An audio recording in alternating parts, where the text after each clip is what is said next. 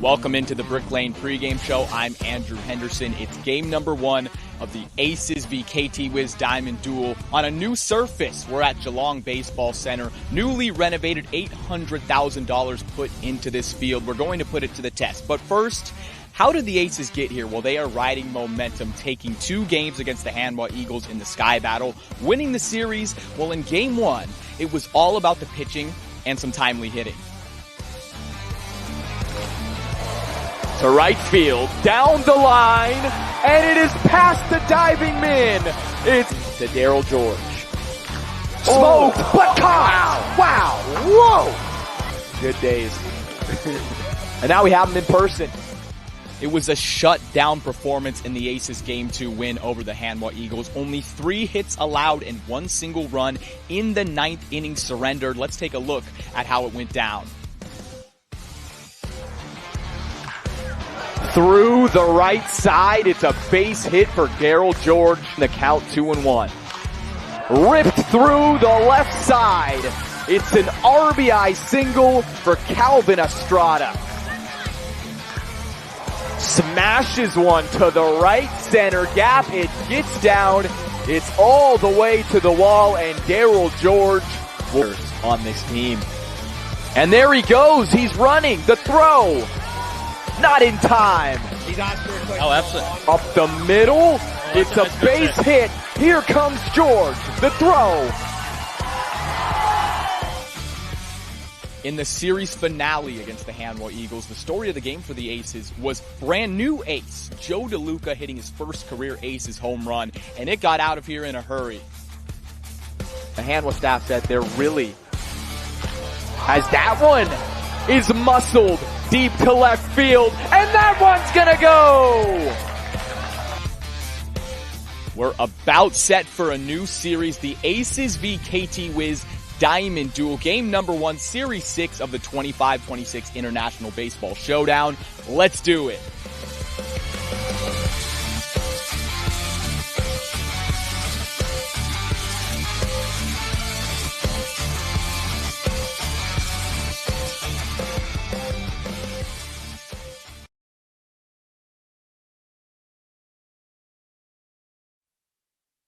Henderson. The Aces bring momentum into tonight, fresh off a shocking series win over the Hanwha Eagles, while they're facing the perennial KBO playoff contenders KT Wiz, who opened their 2026 season with plenty to prove after last year's disappointment. More on that tonight.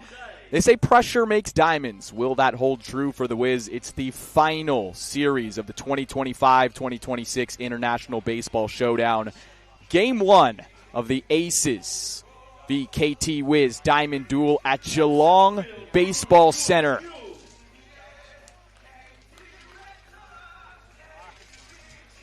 It's the first time that this international showdown has been played at Geelong.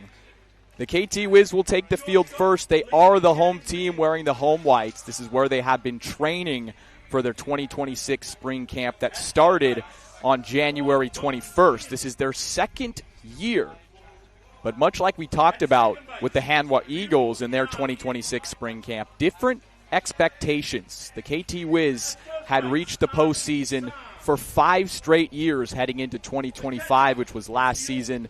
They underachieved and didn't make it, and now there is much sense of urgency into tonight. Let's talk about the umpires as you see on your screen. Home plate, Casey Cook. First base, Jeff Dunn. Second, Neil Douglas. And third, it's Pat White. Just a beautiful night for baseball. Maybe just a tad hot, 31 degrees Celsius, 89 Fahrenheit here at first pitch. Clouds are few and far between. Moderate winds blowing towards left, advantage hitters. Now we are just about set for our South Korean and Australian national anthems. We'll send it down to the field.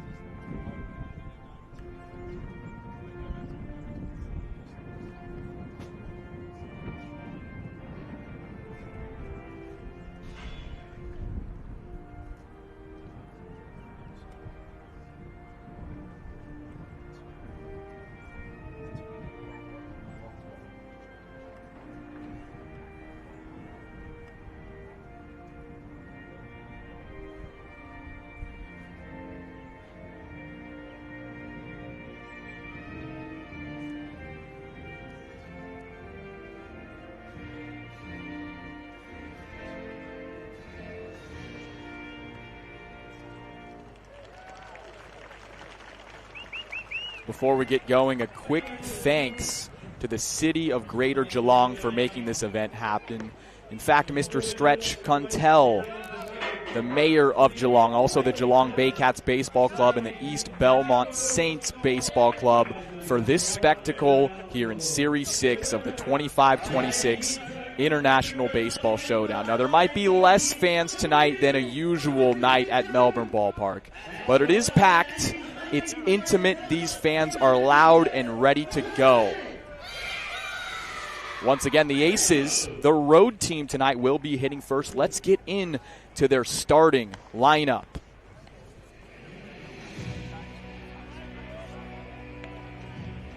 Leading off, it's Dario Gomez, followed by Morgan McCullough, Daryl George, Calvin Estrada hitting cleanup. Third base today, played left field yesterday. 5, 6, and 7, Greg Bird, Jordan Sickett, Joe DeLuca, who left Melbourne Ballpark yesterday. He's been seeing it well. Jaden Kim and Addison Bishop Warren. Evan Rutsky on the mound. It's a ruddy day. Get ready to seize that.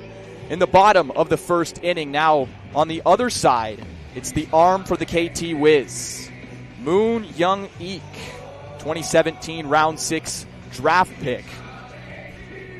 31 years old. Now, he had a small sample size last season, but he did pitch well. The right-hander went 3.14, his ERA was, in just over 28 innings pitched. So not many people gave the Aces even a chance to win the Sky Battle. They did so taking it 2-0. Now they face another great elite KBO squad in the KT Wiz here at Geelong Baseball Center. It's going to be a good one, and we are about set to go in game number 1 of the Aces v KT Wiz Diamond Duel. Gomez tries to get an early start on a nice pitch, 0-1.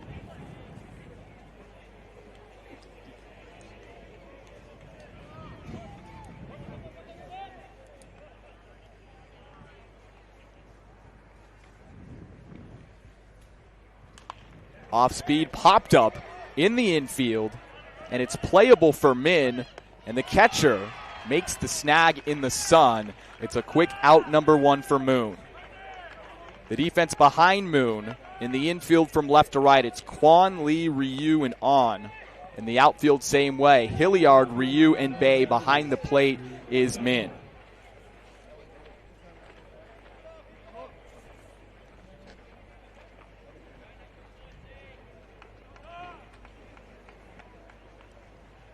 Morgan McCullough, the second baseman, will dig in. We saw him unusually play short yesterday. He'll take a first pitch strike to make it 0-1. But he gave Hanwha a headache in the Sky Battle. He reached base 6 times in that series. McCullough is fooled by an off-speed, 0-2. Quickly, you see the pitch mix from Moon, not afraid to go to that spinner.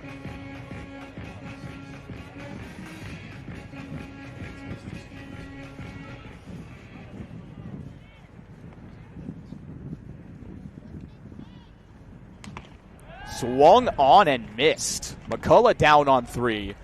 A nice start for Moon. 2 outs in the first. It will bring up Daryl George.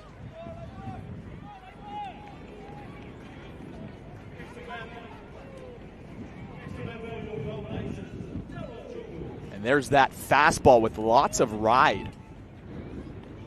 2-seam fastball that goes in on the hands of right-handers like it will to George, but tailed away from McCullough.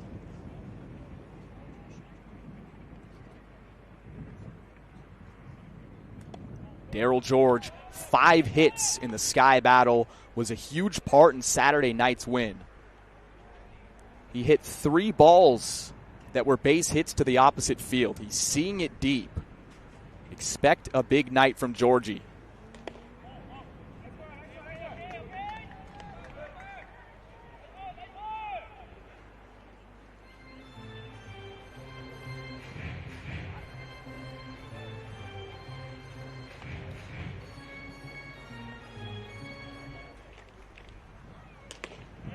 Two and one, and it's an interesting baseball crossroads. You have a team that is firing on all cylinders at the end of their season, the home stretch. You have a team just trying to knock the cobwebs off in the KT Wiz, but Moon is looking fantastic early. Daryl George, high and foul, right side to make the count 2-2. Mentioned it in the pregame show. We'll mention it once again. The city of Greater Geelong invested $800,000 into this new playing surface. All natural grass, all natural dirt. One of the best playing surfaces in the country. George hits a ground ball to third. Fielding is Kwon and makes the throw in time. It's a 1-2-3 inning for Moon Young-ik to get things started. Home half of the first in game number 1 of the Aces v KT Wiz Diamond Duel. When enjoying a punt, easy does it with Punt 123. Punt123.bet is your home for all your punting needs with same race multis and same game multi options, including daily promotions on all the major sporting and racing events. It's punting made easy. Get in the game with Punt 123. Visit punt123.bet or download the app today. Gamble responsibly. If gambling becomes an issue for you, call 1-800-858-858. All-Star Access Hire are your access equipment specialists. We have an extensive range of state-of-the-art equipment and we pride ourselves on delivering outstanding customer service. We have the youngest fleet of equipment in Victoria and we are consistently adding new machines. We get to know our customers and form partnerships with them.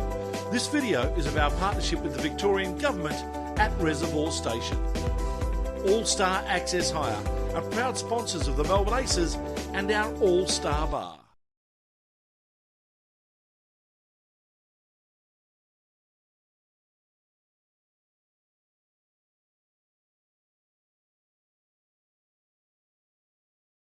In an Aces series, well, the Aces were saving him for tonight in this game one. Ruddy, as they call him, 3 wins this season, a very solid 3.21 ERA in 28 innings of work, 29 punch-outs as well. It's his 4th summer with the Aces. And as we talked about, an intimate crowd tonight. It is packed. Again, smaller capacity than Melbourne Ballpark, but look at that. We have fans sitting on the grass, It's just purely a baseball night here at Geelong Baseball Center. Bottom of the first, KT Wiz getting ready to go. Here is their order. It's Ryu to lead off, followed by Lee and Ryu Hyun in again. 4, 5, 6. It's Hilliard, Moon, and Bay. Then it's On, Min, and Kwan to round it out.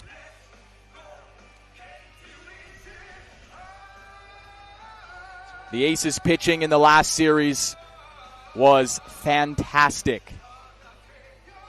They led completely for the entirety of games 1 and 2, thanks in part to good starting pitching. Can Rutsky follow for the Aces here in another series, the final series of the International Baseball Showdown? It's Rutsky versus Ryu to start. Another leadoff batter swinging at the first pitch. It's that kind of night. It's 0-1. Now Ryu, only 23 years old, drafted in round 3 by KT in 2021. Was a Futures League guy, actually got to play in 25 games with the big club in 2025. Off speed from Ruddy, misses to make it 1-1.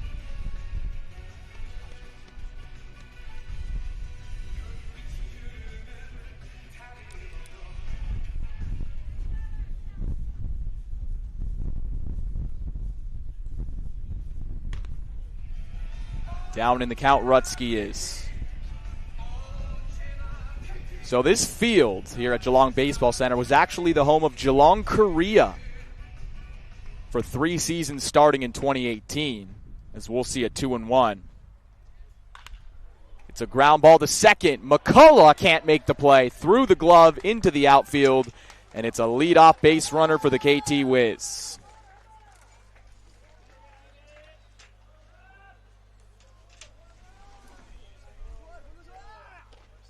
And once again, this is a bit of a different surface.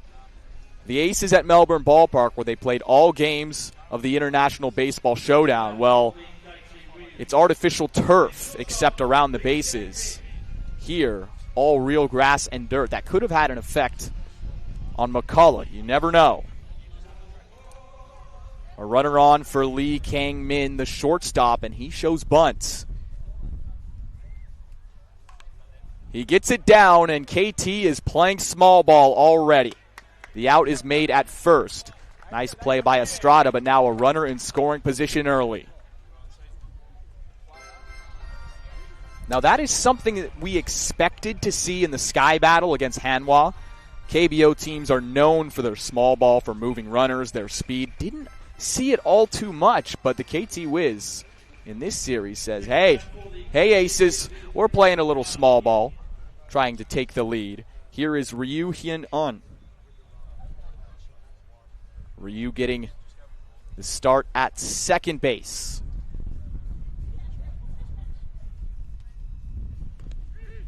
Now, he got drafted in 2023, and this is something I touched on with Ed Wyatt and also Aussie Mike. He's 25 years old, and he's only played 1 season with the big club. More often than not in the KBO, players who are high level enough to get drafted don't go to college. They come straight out of high school. So they're 18, 19-year-old prospects. But here you see a more seasoned prospect in Ryu. 25 years old. He's down in the count 0-1. Make that 0-2. Remember, fans, head to the Aces Fan Zone, scan that QR code on screen, and you can ask me a question that I'll give my best answer to. Or maybe just how you're feeling on this Monday night.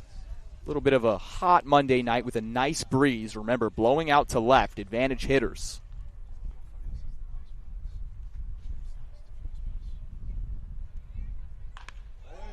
On a line to center, dropping in front of Gomez. Gomez with a strong throw that goes over the head of DeLuca, and that will allow Ryu to take second after the base hit. It's second and third, one down now for the KT Wiz.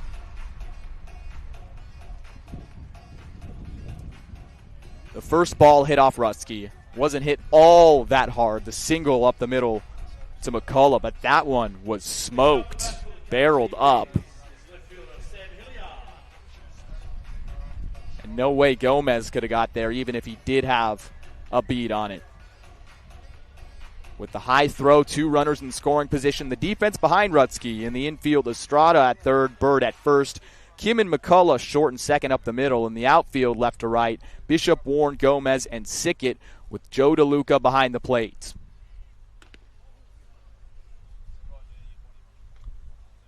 Here is Sam Hilliard, one of the 4 imports this season for the KT Wiz, and he has major league experience.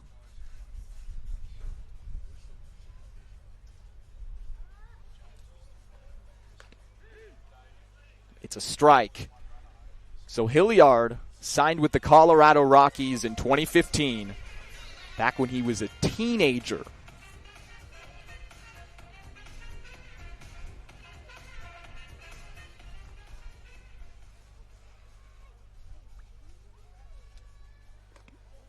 Two and one. He's now 31 years old, but he played for the Rockies last year in 2025, actually 61 games with the major club. Hilliard has played 7 seasons in the majors, 332 total games.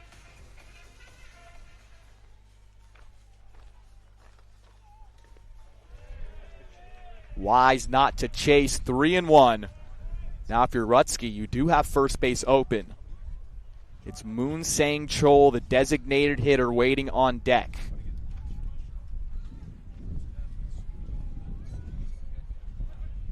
Hilliard has power. 44 major league home runs. He's up in the count. Just a bit tardy. DeLuca likes what he sees, giving a thumbs up to Rutsky, saying good pitch. It's full. KT looking to take advantage early on to jump out to the early lead. Can it happen right here? Sam Hilliard, the former Colorado Rocky.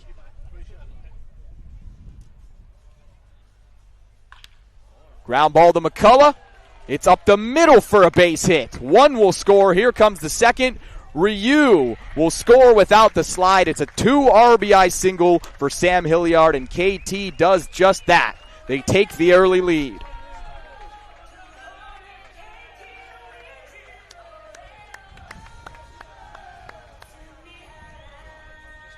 And now here at Geelong Baseball Center, you might be able to pick it up on the broadcast. They're playing the KT Wiz fight song after their score. Now Rutsky has to face another veteran. It's Moon. He's 34 years old. A very good story. Ball gets away from DeLuca. Hilliard will cruise into second, another in scoring position. It must be noted that the KT Wiz, they're the newest members of the KBO. They were the 10th team, the expansion franchise in 2015. So still, they're pretty much just a baby. Now, Moon Sang-chol, he was a member of that founding team in 2015. He's been around for the entirety of the KT Wiz. Pretty cool stuff. It's 1-0.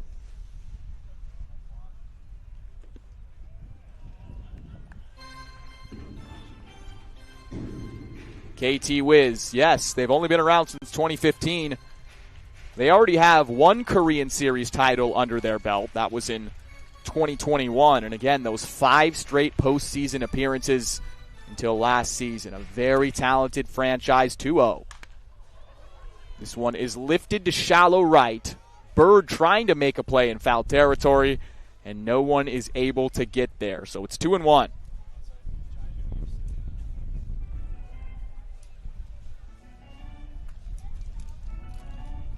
The Wiz are managed by Lee Kang-chul.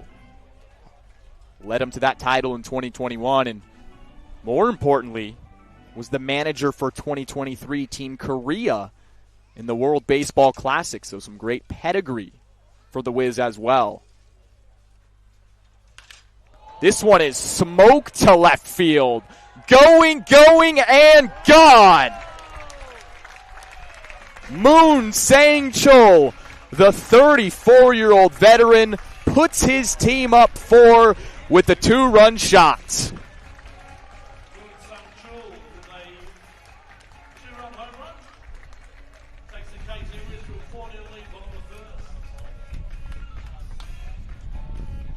Plenty of KT fans here getting hyped, but there's also a bit of a shock that you can feel from the Aces fans, especially after the Hanwha series, flying high coming into this ball game. Moon got all of that one. Upstairs to Bae Jung-dae. Again, another founding member of KT, so back-to-back founding members here at the Dish at Geelong Baseball Center in game number 1. Good pitch from Rutsky, fooled him.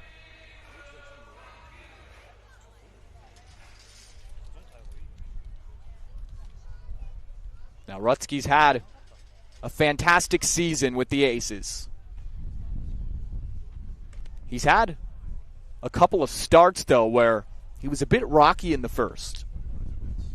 A little bit reminiscent of this, not completely, but each time he has settled down to give the Aces a lengthy start. So he can clear his head a bit here. No one on base. Fresh slate, but he's down 3-1. Just doesn't have a feel for it yet.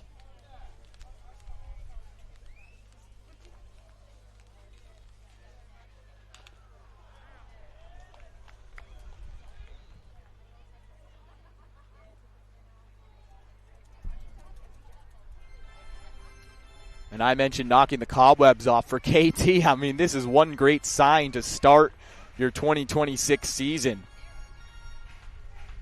Hitting. It's so hard to get your timing down coming out of that long off season. Payoff. Grounded foul to third. There is Estrada. And it's interesting. Estrada's been everywhere in the last 4 days. Started out his first game as an ace. He was a DH.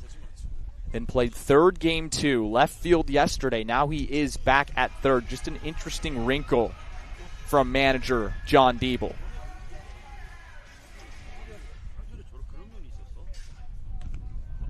Rutsky loses him.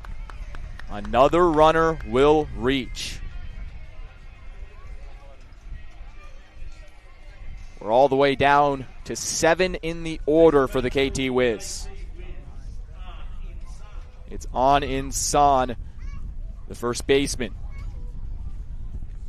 24 years old. He was a Futures League member last season. Futures League meaning the minor league, just to catch you up. 1 out, a runner on first.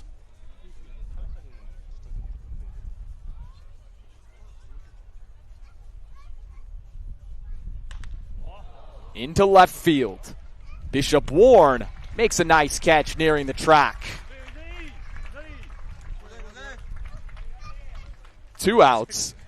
Rutsky is 1 away from giving his team the bats, this time with some work to do. Another hit that had solid contact. That's the 3rd ball we've seen hit pretty hard. Bishop Warren looks pretty comfortable out there, the youngster, the 19-year-old who played right field in the finale of the Sky Battle on Sunday, now moving to left. First pitch strike to Min.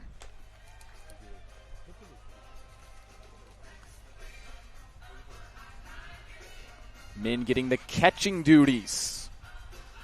Only 20 years old. Lifts one, right side, foul ground, and out of room is Jordan Sickett.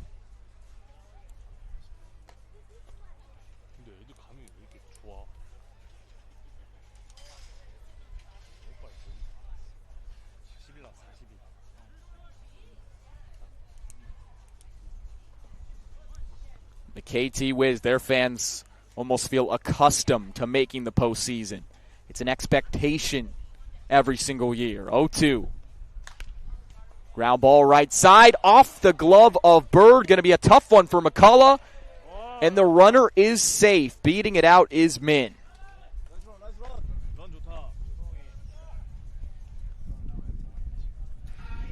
So we'll have to check out the call on that, the scorer's call. Hit or an error, and it's looking like it's going to be a hit. Bird did have to move over a bit for that, take it with the backhand.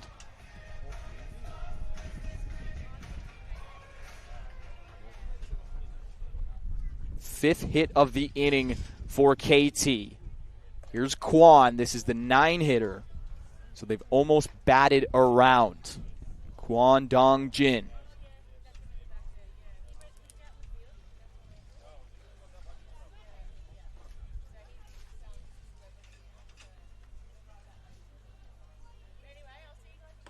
Upstairs, Kwon was actually a big-time draft pick back in 2021 for KT.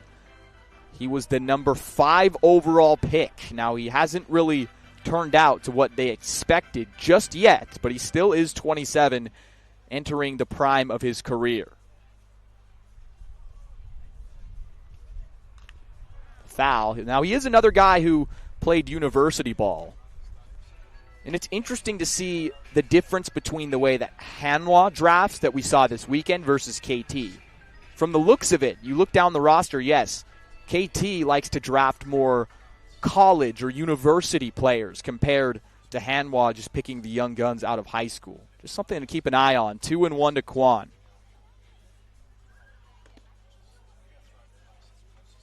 Ruddy is on the verge of loading up the bases here with 2 outs. Like I said, top of the order next. There you go. It's Ryu, then Lee to follow. Sharply through the right side. It could be another RBI. Here's the throw from Sickett. It's cut off, and KT is up 5-0. But in the process, they throw back and get the runner at second base. That'll do it, but KT bats through the entire lineup. They are in control early, but heaps of time for the Aces. We're headed to the top of the second inning in game number 1 of the Aces v KT Wiz Diamond Duel.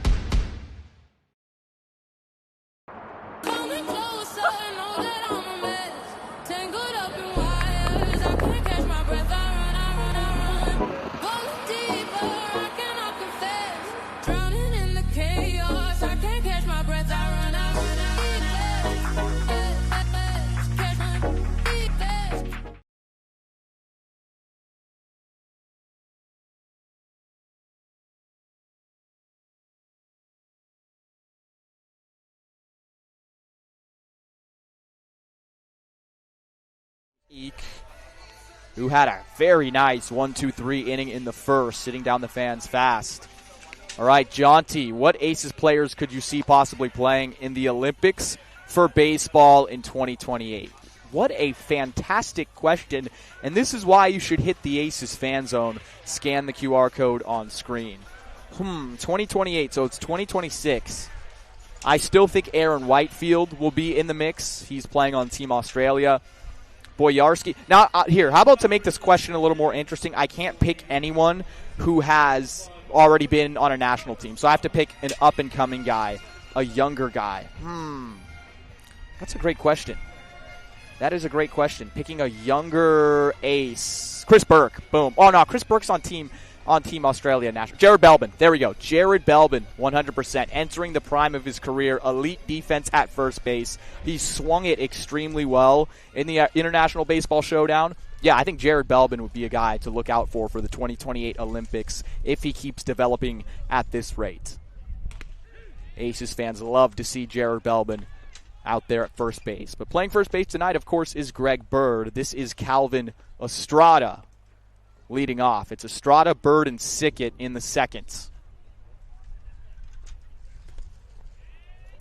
0-2. And I talked about the mix from Moon on the mound. He is mixing in that off speed extremely well, and it looks like some early activity headed out towards the Aces bullpen. From here, it looks like Legoski. It's a ground ball for a base hit. Calvin Estrada continues his tear in an Aces uniform.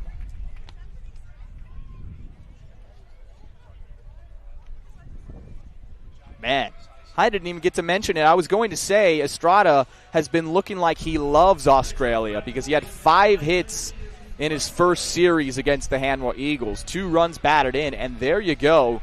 He puts the Aces in the hits column.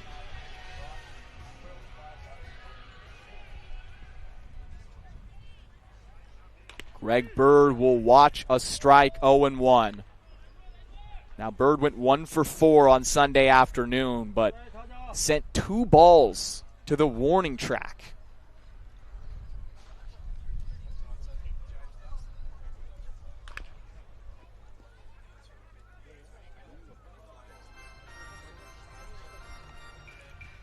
Greg Bird has the pop. We do know that. 32 home runs in his MLB career. 4 seasons for the New York Yankees. A fan favorite. Yankees fans still remember him to this day. He's down 0-2 right now to Moon.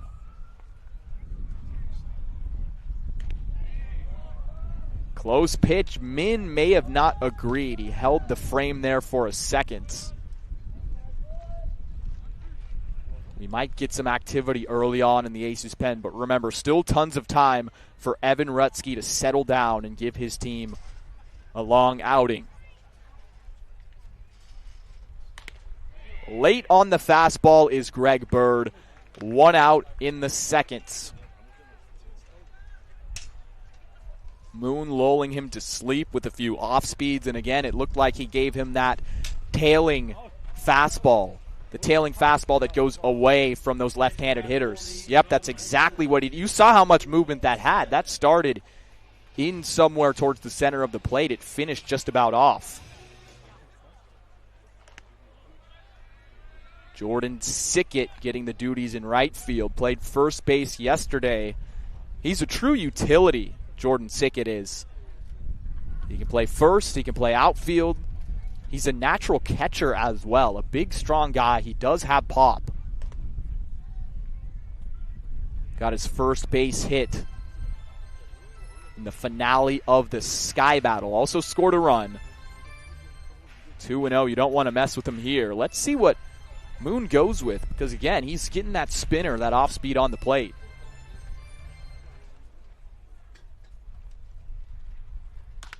Sickett into right field, but right into the glove of Bay. It was hit well, but as they say in baseball, we've got a guy there. That means it's 2 outs, and that means Joe DeLuca is the last chance for the Aces this inning. It was a good inside out swing from Sickett. You see he brought those hands in. Had his barrel trail. Exactly what you want to do to drive it the other way. But you saw that fastball running in on his hands. Very good movement we're seeing from Moon.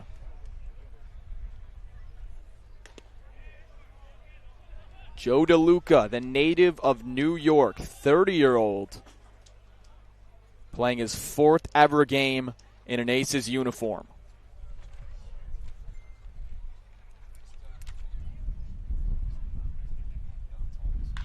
DeLuca high into left field.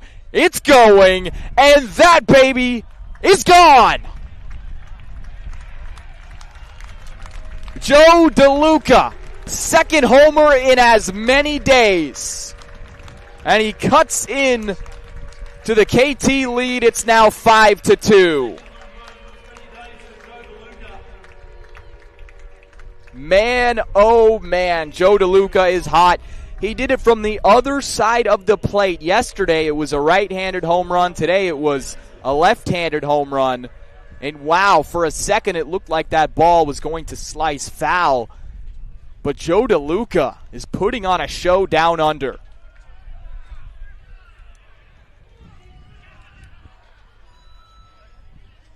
A 5-2 game. Here is Jaden Kim.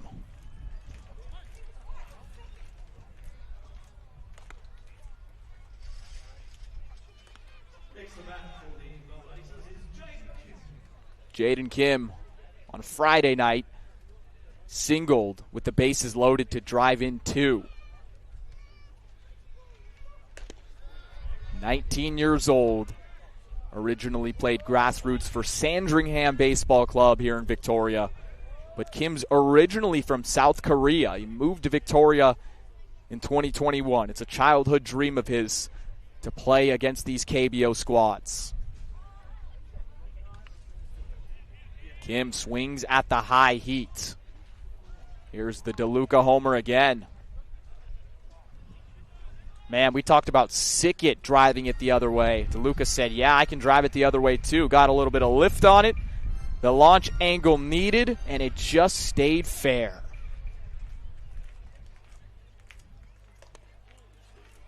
DeLuca was a late signing for the Aces. He was a reinforcement between the College Challenge and the Sky Battle, the 4-week break.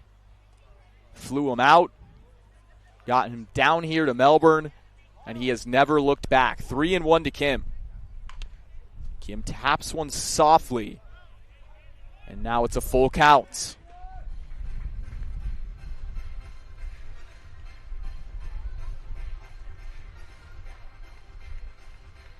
Jaden Kim, the Pittsburgh Pirates prospect.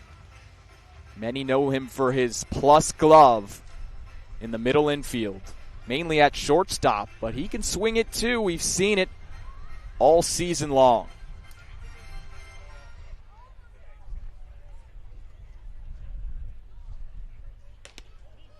Kim stays patient, a gritty 2-out at-bats.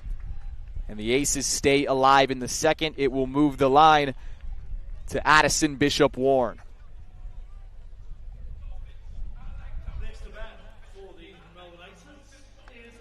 It won't show in the scorecard, but Bishop Warren should have had a hit yesterday in the finale of the Sky Battle.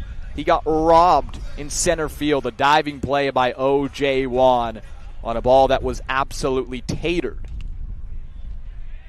And he looks to do the same here. 1 strike to Bishop Warren. Bishop Warren, another 19-year-old to round out the lineup. And you can see the numbers, 286. 6 runs batted in.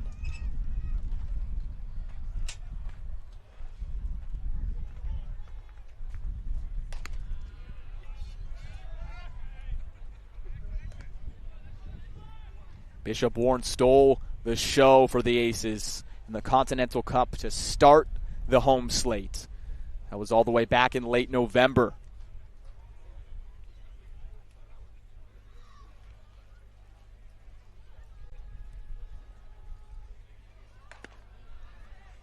He'll watch again. Many people didn't know the name Addison Bishop Warren. They knew the Daryl Georges, of course, the Jared Dales, all of that. Bishop Warren made his debut, and he hit a home run that series.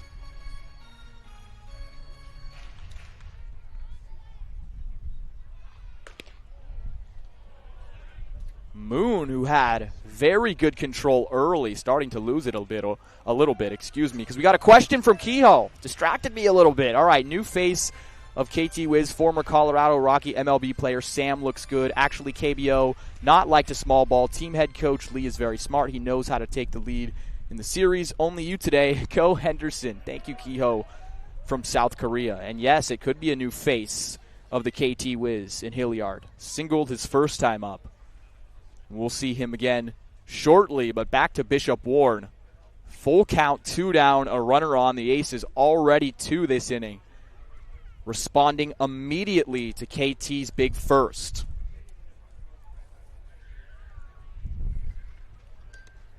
Fools him. Down goes Bishop Warren, second K of the day for Moon, and that'll do it, but not before another hammer from Joe DeLuca. It makes it a 5-2 game. Home half of the second on the way in game number 1 of the Aces v KT Wiz Diamond Duel.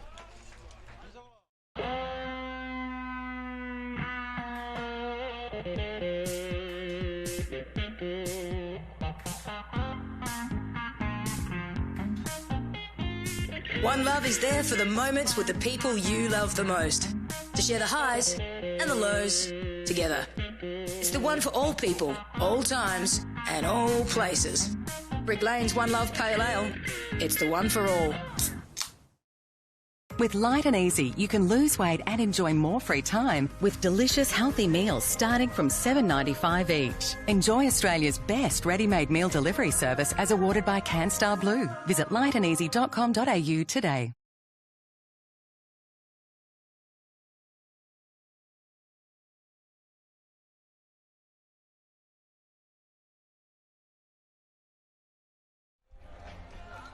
Welcome back in, everyone. Aces down 5-2. So for the most part, in the last series, in the Sky Battle that ended just yesterday, saw some pitchers' duels. We saw a lot of great defense, pitching, of course, but today, ball is flying out of the yard here at Geelong Baseball Center. It could be that wind blowing out towards left that's giving the advantage. Both balls we saw go that way. Maybe it's just Geelong Baseball Center. Who knows? Maybe there's some good vibes in this building. Now, this place was constructed in 2002. Long time ago, that was my year of birth. In 2006, the venue hosted Japan's Chiba Lotte Marines of the NPB for their spring training. Now, of course, I mentioned the previous home of Geelong, Korea for 3 seasons. So there are some aces like Daryl George who would have remembered playing on this diamond. Well, for the second consecutive inning, it will be Hyeong-jun to lead off, the number 1 hitter. The KT Wiz went 1 through 9 in the first. This will be pitch number 35 for Evan Rutsky, but once again, we've seen him settle down in his starts. First pitch is high and foul. Oh, that might hit a car. 0-1.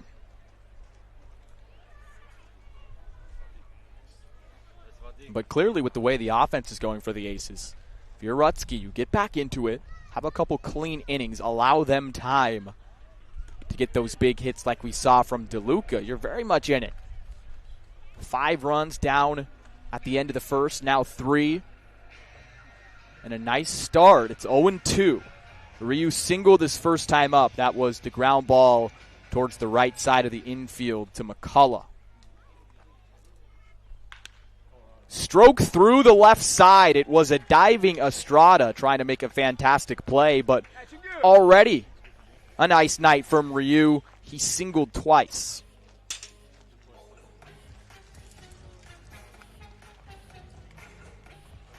When you have a guy who can set the table like that, oh man, you got to love that swing.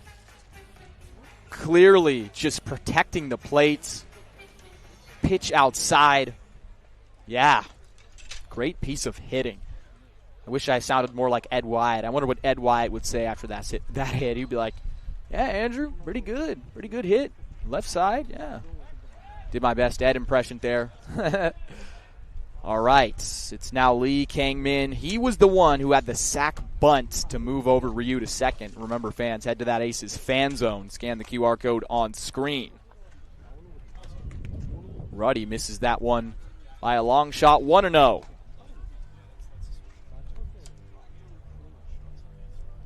So the keys of the game for KT, it was get the cobwebs off avoid the mistakes and just play disciplined. Well, I mean, man, they've got the cobwebs off. It looks like they're in mid-season form at the plate currently. There goes the runner. It's a hit and run. It's slapped into center. It's a single. And getting all the way to third is Ryu. They're at the corners with no one down in the seconds. Our friend Kehoe said that the KBO doesn't like to play small ball. I mean, this is some small ball right here. We saw a sack bunt earlier, a hit and run, and a perfect hit and run. And again, another hitter not trying to do too much on the outside pitch. Just getting a bit of barrel on it, and easily Ryu would take third base. Things are starting to stir a bit in the Aces bullpen out past left field. Here is Ryu Hyun-jun. It's a ground ball to Bird. Bird will throw to second. They get one. A nice play by Jaden Kim, but it's an RBI fielder's choice for Ryu Hyun-jun. 6-2 KT.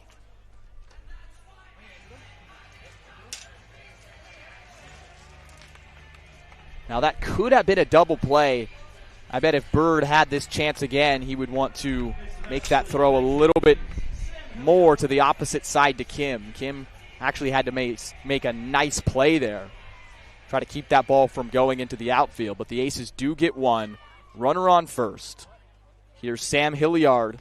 And according to Kehoe, the future face of the KT Wiz coming over from those Colorado Rockies. He singled his first time up.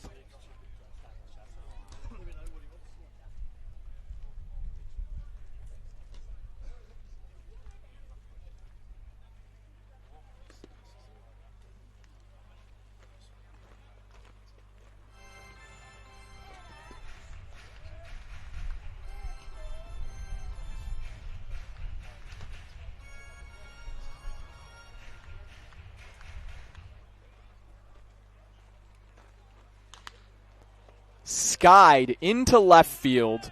Bishop Warren on the way in, and he makes the routine play.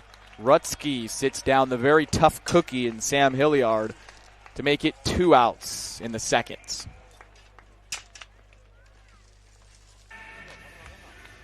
Another point to mention, or another key to the game, especially for KT, a team playing its first game of the year. You don't want to get behind in counts. You want to avoid that because it's hard enough to hit when you don't have your timing after a long offseason. You never know where these guys could have been in the offseason.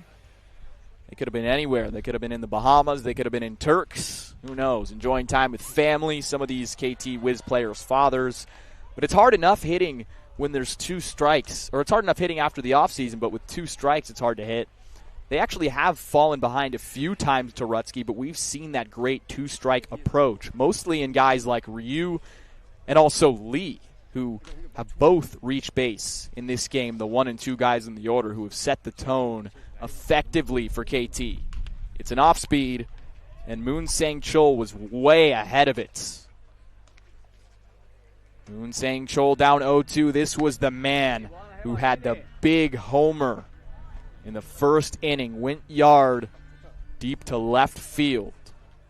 Can Rutsky get his get back, as they call it? In a rundown, but the throw is into left field. High from Greg Bird. And into third base is Ryu. The great hustle, the never say die attitude from Ryu allows him to get all the way to third, but that's the second throw that's been a little iffy from Greg Bird over there at first base. Nice move by Ruddy. Actually, just a smart play by Ruddy. He probably knew with 2 strikes, 2 outs, runner could have been going, and he was right. But unfortunately, now a runner 90 feet away. KT looking to push their lead to 5 or more because you have a home run hitter at the plate in Moon.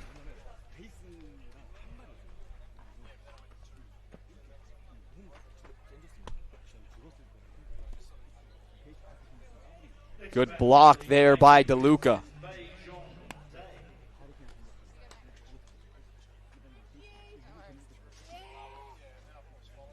Bae Jung Dae on deck, the right fielder.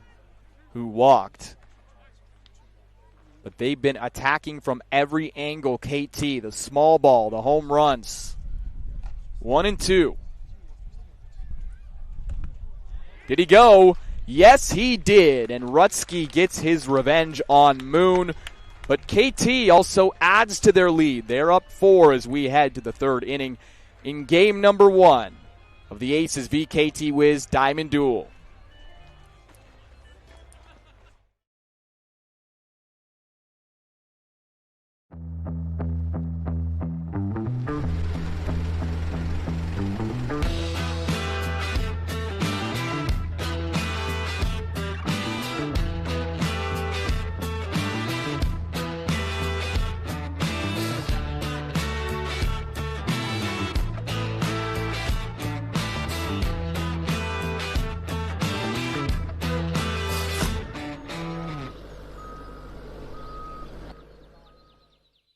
At the Sporting Globe, we're a little different to other pubs and bars. We have more than just cooks, we have chefs. We have more than bar service, we have table service. We have more than specials, we have specialties. We have more than live sporting events, we have atmosphere. And we have more than customers, we have fans. It's more than a sports bar, it's a Sporting Globe.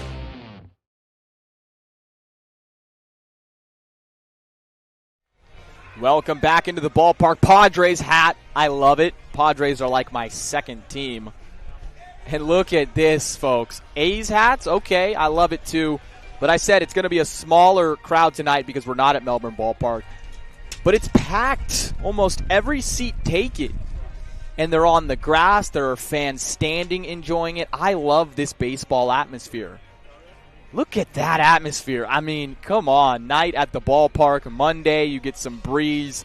It's cooling down. You're enjoying some high-level baseball. One of the best teams, one of the best franchises over the past 5 seasons in the KBO versus the red-hot Melbourne Aces. Wow. International Baseball Showdown. And this is to conclude the International Baseball Showdown. Game number 1, game number 2 and 3 this Friday and Saturday at Melbourne Ballpark. But there is a new pitcher. It's Hyeong-jun for the KT Wiz. He did pitch last season for the club, 4.43 ERA in 34 games. It's the top of the order with Dario Gomez.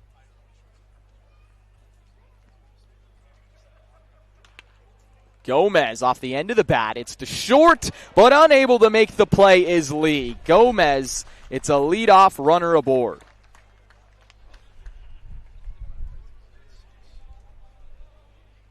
Well, the Aces will take it how they can get it. Let's see if they can get things stirring here in the third inning.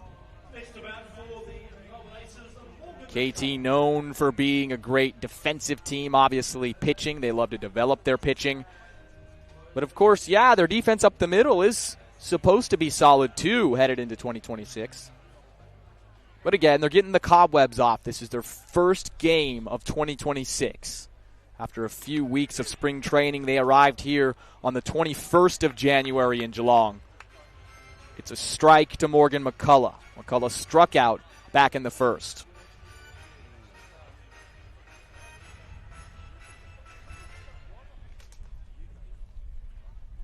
You want to talk about Australian baseball on a international stage? Well, how about this? In the Sky Battle, over 1.1 million total viewers between the Aces and the Hanwha Eagles. That number is only going to tick up here in this series versus the KT Wiz. That one is a strike to make it 1-2. And I mean the total number of viewers that these two series could be pushing 2 million total viewers. That is eyes on Australian baseball. That is eyes on the Melbourne Aces, their veteran players, and also their youngsters. Foul ball. The Aces have been pulling a lot of new stunts this season. It's been a bold vision. Never before seen that an Australian club has competed in the KBO Fall League. Never has an Australian team hosted a full entire season of professional international baseball all right here in Victoria. 1-2 to Morgan McCullough. He just stays alive. How about that two-strike approach?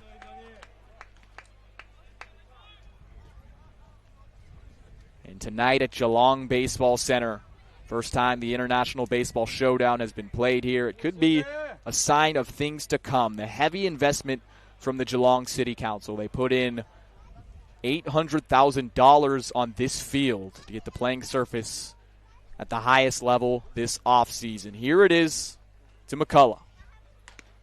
He wisely takes to make it 2-2.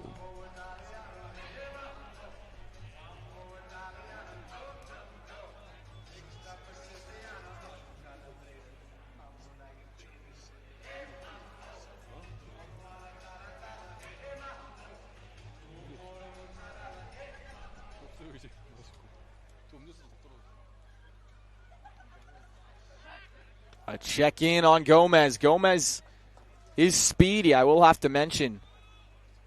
He played in the Pioneer League a few years back. That is a respected independent league in the American ranks. He was the first ever 30-30 player. Yes, that means 30 home runs, 30 stolen bases. He has elite quickness, very explosive player. And matter of fact, as we're taking are we taking a sneak peek at what they're doing there for KT? Yeah, we're taking a little sneak peek. Anyways, 2-2. McCullough into right center field, but it should be playable for Ryu. He comes back and makes the catch, 1 out. But back on Dario Gomez, who you're looking at on the screen.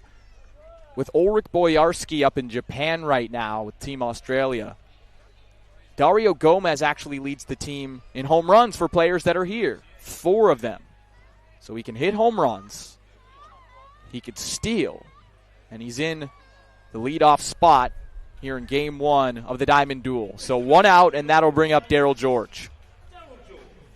We won't tell your secrets, KT. We'll just take another we'll take another peek at the notes.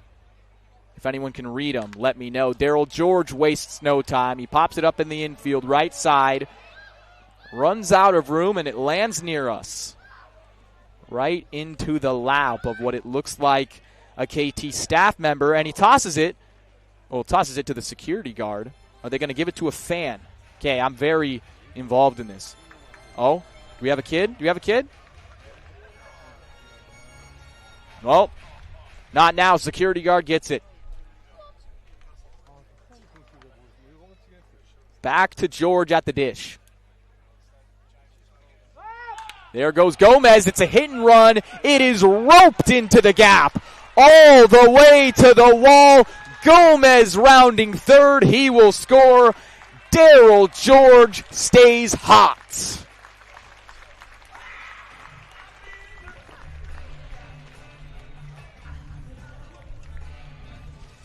Man, it's not even Tuesday. Daryl George says, you know what? I'm going to go Oppo Taco on you. He's been doing it for the past 4 days. He's just been seeing the ball deep, seeing it well, and able to use those hips and the lower body. Man, Daryl, that's vintage Georgie, as Ed Wyatt would say. Ed, I miss you tonight. That's vintage Georgie right there, going the other way. And you see that 397 sign. The dimensions of this ballpark actually much bigger than Melbourne ballpark. But it's funny because it seems like the ball is flying out a bit easier here. That could be, in fact, of the wind, but it's 321 in left and right. In dead center, it's 390. In that alley that George hit it near, 387. Calvin Estrada singled last inning. Ground ball to second. It's gobbled up by Ryu, and he makes the throw to retire Estrada. Daryl George moves to third with 2 outs.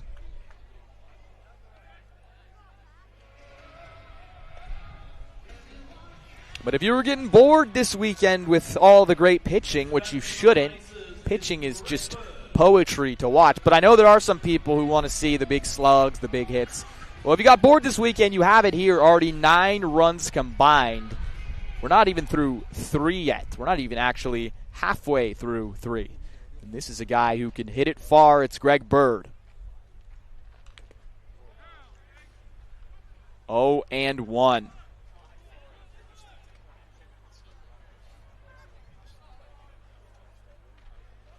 Greg Bird joined the Aces in early January, right before the final game of the College Challenge, a late addition to the Aces roster.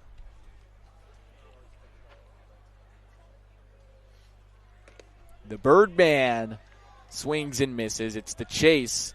He's down 0-2.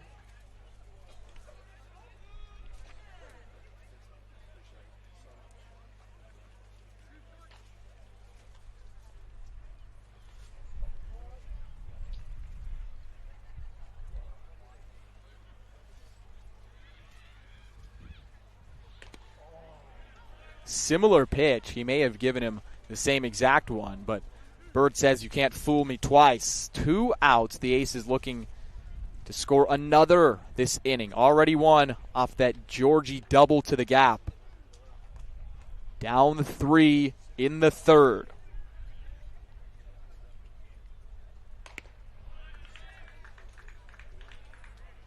Bird comes all the way back to even the count. Here it is again.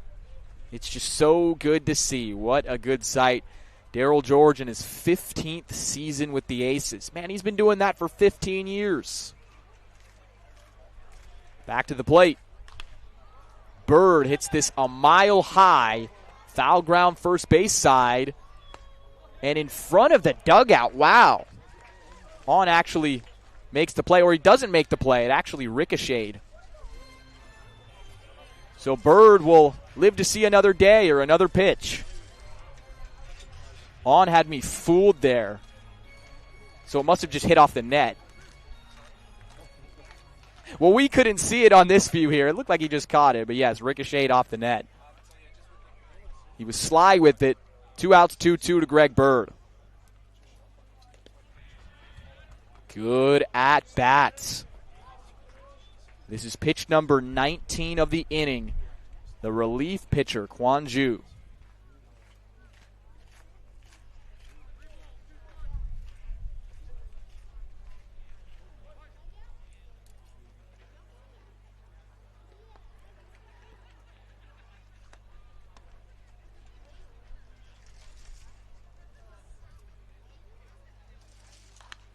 Whoa. Big swing from Bird. Again, could be another car ball back there. And wow, in the meantime, you get a great sunset shot. I don't even think that was meant to be for the sunset.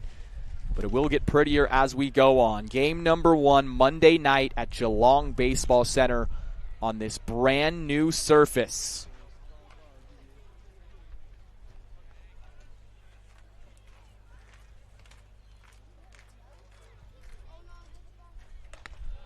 Bird works all the way back. A veteran at bat. And the inning will keep on going for the Aces.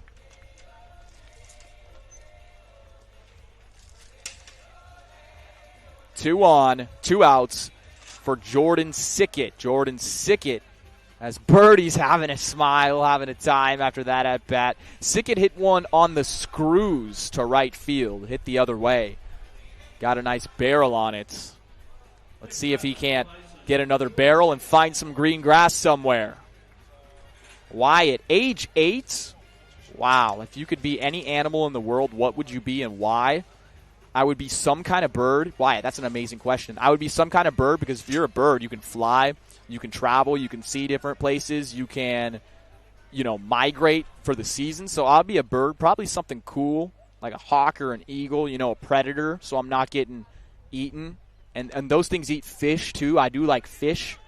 I'm a salmon guy, so I could eat some fish, too. Thanks, Wyatt. See, I love those questions. Wyatt, thank you. You're my friend, Wyatt. All right, Jordan Sickett, 1-0.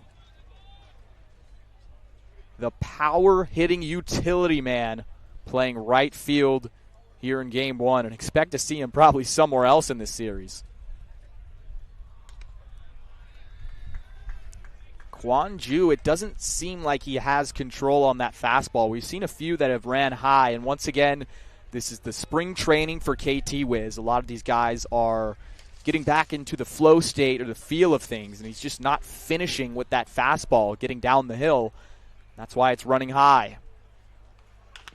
Chopper, but into the glove of Kwan. He'll take the easy route to second to end the inning. Just for a second, you thought it was going to take a high bounce and head into the outfield from Sickett. But no, sir. Still, Daryl George, after the big double, gets his team another run. Aces down 6-3. Home half of the third coming right up in game number 1 of the Aces v KT Wiz Diamond Duel. At the Sporting Globe, we're a little different to other pubs and bars. We have more than just cooks, we have chefs. We have more than bar service, we have table service. We have more than specials, we have specialties.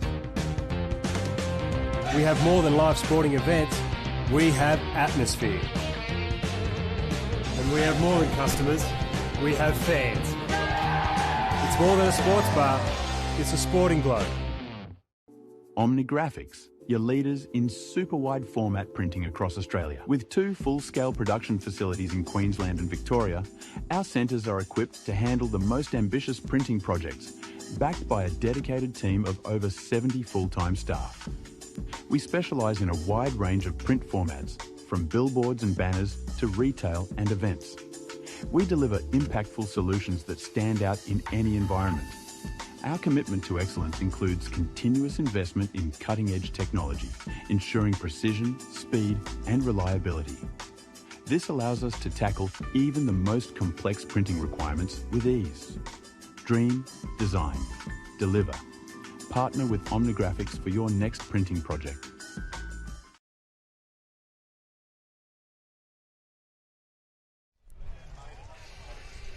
Welcome back in, folks. Oh, it's going to be a good sunset tonight here at Geelong Baseball Center.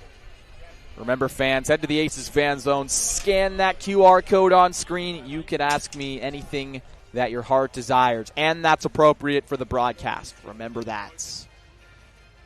All right, Jonty, which MLB team are the Aces most similar to? Oh, that is such a hard question. I'm going to have to think about that. Give me some time on that, Jonty. I'll come back to you. Man, great question. Definitely not like my Athletics. Sacramento Athletics. Formerly Oakland. Who is your favorite MLB team? Mine is the San Francisco Giants. The formerly Oakland Athletics are my favorite team. And we're going to surprise a lot of people this year. We have a good young core. You saw it last year with Nick Kurtz, Jacob Wilson. I'm telling you. It's just the pitching needs to get better for the Aces. Or, the Athletics. No, not the Aces. The Athletics. There's Evan Rutsky. He is pitching for the Aces. 3rd inning of work. He gave up 5 in the first, but did cool off in the second. Had more feel for his pitches, trying to give his team a lengthy outing. The offense has come to play tonight. Rutsky, that was pitch number 49 that you just saw. It's 1-1.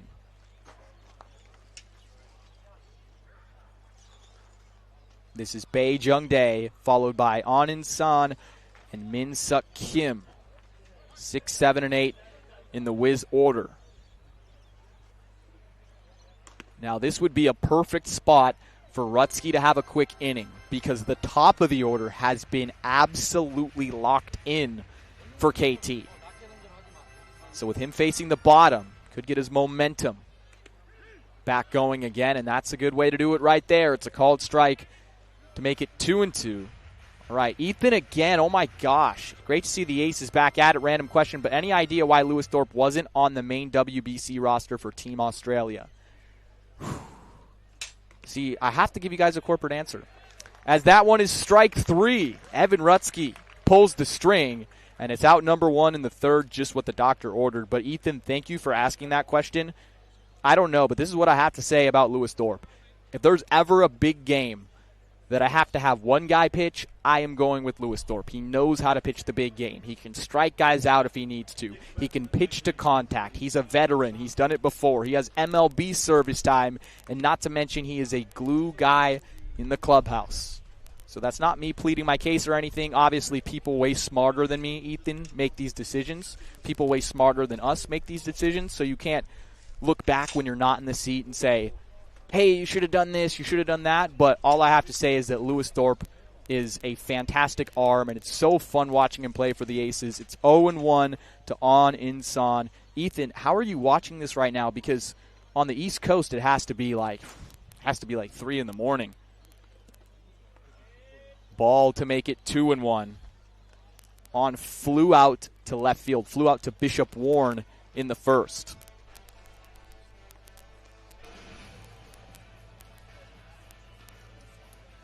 There you go, commentator. It's me, Andrew Henderson, without Ed Wyatt tonight.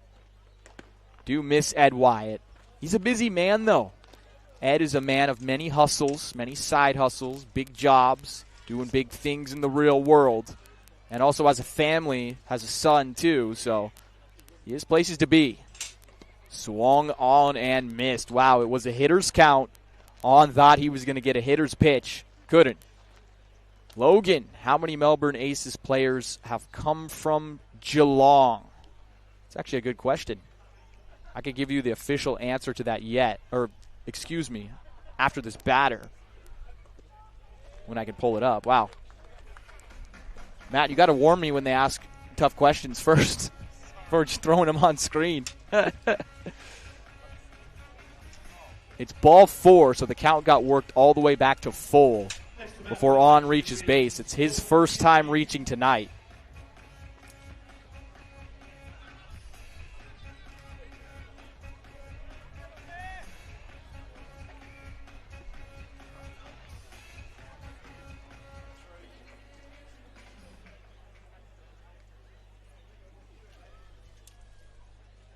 Rutsky versus Min. Whoa, big swing. Wow. Min singled in the first.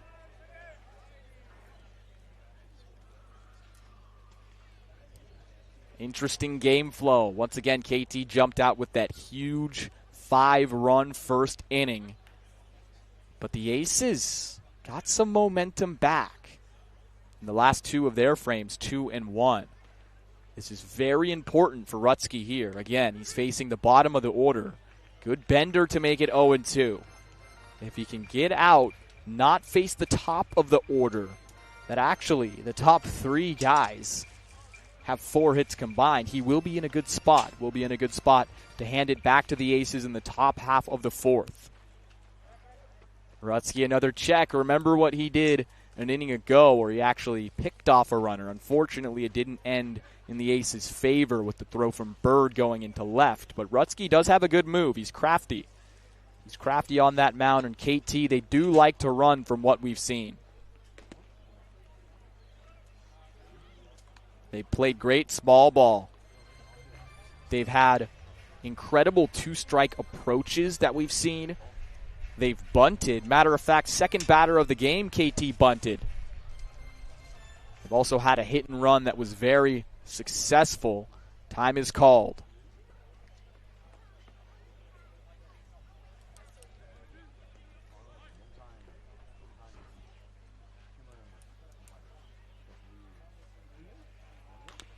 Tapper. Rutsky makes the athletic play. Throws to second. They get the first. Not in time for the double play. The lead runner is down. Rutsky says, hey, pitchers are athletes too. They get a bad rap, but tough to come off the mound like that and actually know where your body is to be able to make that play. He is tall, which helps. Yeah, wow. Full extension. And the wherewithal to just immediately turn and throw to second. So Rutsky helps himself out. Now he is possibly 1 pitch away from getting out of this inning without facing the top of the order. First pitch to Kwon. Kwon is fooled 0-1. Trailing, not something the Aces did a lot in the Sky Battle. They only trailed for 4 out of the 27 innings that they played. But fighting back down in the hole here tonight. Rutsky has settled in.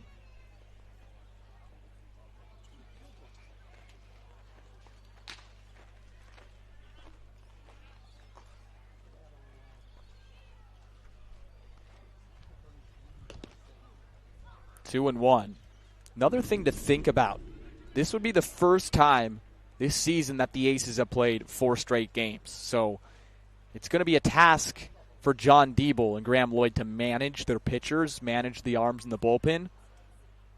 The 2-1 is poked into center field. Bishop Warren comes along to make the catch. He's had a nice night out there, and there we go. First scoreless frame from Evan Rutsky, and it comes at a critical time. Aces down 3. Visitors half of the 4th coming right up in game number 1 of the Aces v KT Wiz Sky Battle.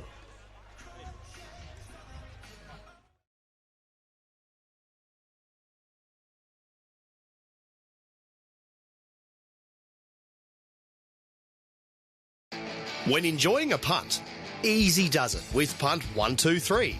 Punt123.bet is your home for all your punting needs with same race multis and same game multi options, including daily promotions on all the major sporting and racing events. It's punting made easy.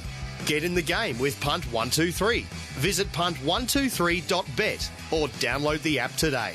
Gamble responsibly. If gambling becomes an issue for you, call 1-800-858-858.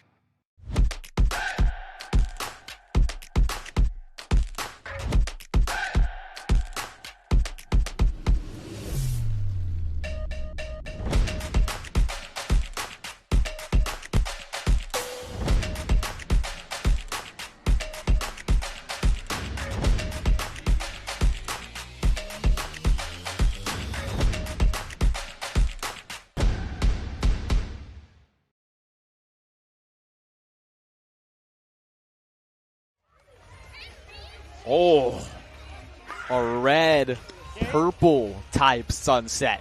You know what's amazing about a sunset? Each one is different. Each time. It's just a spectacle of beauty. And we get plenty of these here in the Australian summer, February. Late summer night, right? Oh my gosh. I believe fall starts on the 1st. Now, we're in Geelong, Victoria, at Geelong Baseball Center for the never-before-seen game number 1 of the Aces v KT Wiz Diamond Duel. First game here at Geelong Baseball Center. Games 2 and 3 will be on Friday and Saturday night. The typical at Melbourne Ballpark. We have a new pitcher. It's Ju Jiang-yang. He's 25 years old. He played last year. He actually appeared in 21 games for the Wiz. Quite a lot. He had a 3.95 ERA, and he has to face one hot hitter to get his night started. It's Joe DeLuca. Joe DeLuca hit a home run from the other side of the plate back in the 2nd. It's a tapper. It's in no man's land. The third baseman comes along to make the play. Good one from Kwon at the hot corner. Yeah, that looked like one of those that was just going to die in between the pitcher, shortstop, and third baseman. But Kwon actually got it swiftly up to make the throw to retire Joe DeLuca. Yeah, that has trouble written all over it. He took a good angle. That was the one thing. It was the angle that got him there. Jaden Kim. Jaden Kim walked in the 2nd. He was facing the starter, Moon.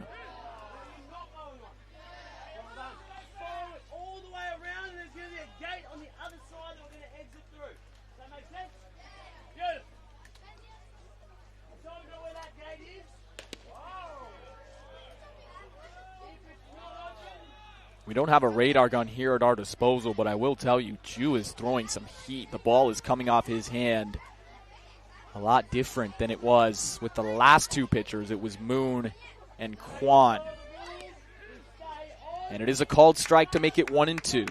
The KT Wiz, like I mentioned, they are perennial KBO playoff contenders. They made it 5 seasons in a row before 2025. All right, we have a question that we'll get to here. After the sword from Jaden Kim, quickly 2 outs for Ju here in the 4th. All right, regarding the question about Geelong players for the Aces, Harper Rickard, who is catching in the Aces bullpen, had a couple of games. He comes from the East Belmont Saints. And shout out to the East Belmont Saints and also the Geelong Baycats who are making this happen. But there you go. There's part of your answer about the Geelong Melbourne Aces. Now, Geelong is about 50 minutes from the Aces ballpark, so not technically a part of the greater Melbourne area. Yes, greater Melbourne area, but Geelong is 50 minutes down the road for those of you new, maybe those of you watching outside the country or those watching from South Korea. It's Bishop Warren at the plate. Look at that, over 1,000 OPS just in a small sample size. He had such a good weekend, his first weekend with the Aces in the Continental Cup, as we'll see a 1-1 right here. Foul ball 1-2 that he got to sign with a JUCO, a junior college, for the next coming season. Logan, do you have any fun activities to do if I'm an American, or if I go to America? I'm a Chicago Cubs fan. Go to a Cubs game, first of all. I've never been to a Cubs game. I've never been to Chicago, first of all. But, okay, this is going to sound really biased. Go to the Pacific Northwest and just go on as many hikes as possible during the summer. Go to the PNW, Oregon, Washington during the summer. Go on a couple hikes. Go see the coasts when it's warm. And also go to a Mariners game if you're up there. Swung on and missed. That will do it. Wow, Ju Jung Yong comes in there throwing flames in 1-2-3 the Aces in the top of the fourth. Home half of the inning on the way. KT up 3 in game number 1 in the Aces v KT Wiz Diamond Duel.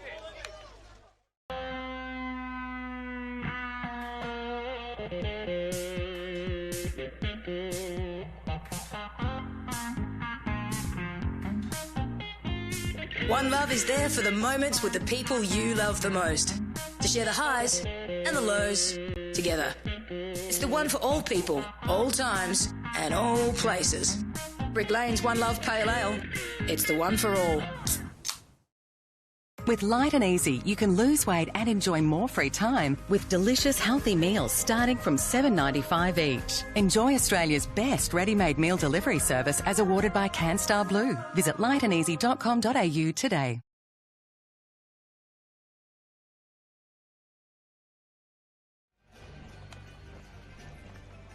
Welcome back in. That is what a classic night at the ballpark looks like. Friends, family, having a chat, having a soft drink, or a brewski. See, I wouldn't get mad at you. If I was on the grass there, I might have a brewski and a dog myself. The kids, oh, that's what it's all about. There you go. You have Young Saints for East Belmont. You have Young Baycats that you see there on screen, and that's what it looks like. The Aces are down 3, and you can see already 7 hits for the KT Wiz. But 5 of them in the first, so the man on the mound, Evan Rutsky, has settled in. And, man, if you would have told me that Ruddy in that first inning where he gave up 5, that he would be pitching into the fourth, I would say that's a huge win for the Aces. And, again, I mentioned it, nearly predicted it.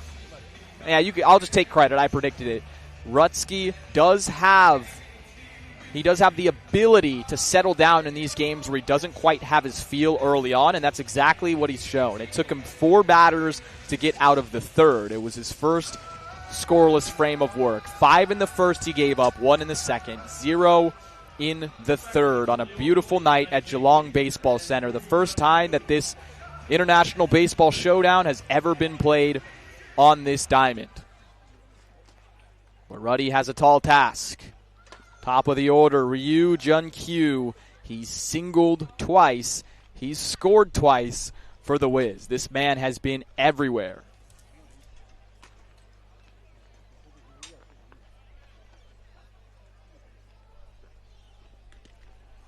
Big rip and a miss. This is my opinion, but of course my opinion stands. My opinion's the only one that's right. No, I'm just kidding. I think the KBO spring training is more important than spring training in the MLB or NPB of Japan. And the reason why is with the playoff format in the KBO. It's like this. If you are not one of the 2 top seeds going into the postseason after the regular season, it is nearly impossible to win the whole thing. The way that they have continuous buys for each of the 5 teams, as it's now 2-2. So it's important to get out to that quick start to set the tone in your KBO season. the regular season that starts on March 28th for these squads. And where does that start? Well, it starts here for these two teams. KT Wiz tonight, and a few days ago, the Hanwha Eagles. It starts in Victoria. It starts in spring training. To get things rolling off the right foot, Rutsky off his glove. Does he have time to still make the play? No, he doesn't. The hustle from Ryu. He has 3 hits in only 4 innings of this game 1.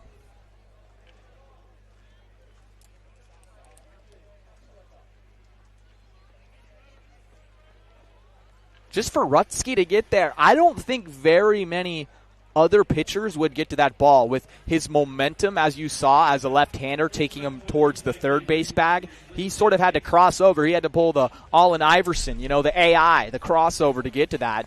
And he still got to the ball miraculously, but you can't make even the slightest mistake with a speedster like Ryu. And I will say, I really like watching Ryu play. Man, he plays with a lot of flair at the top of the KT order.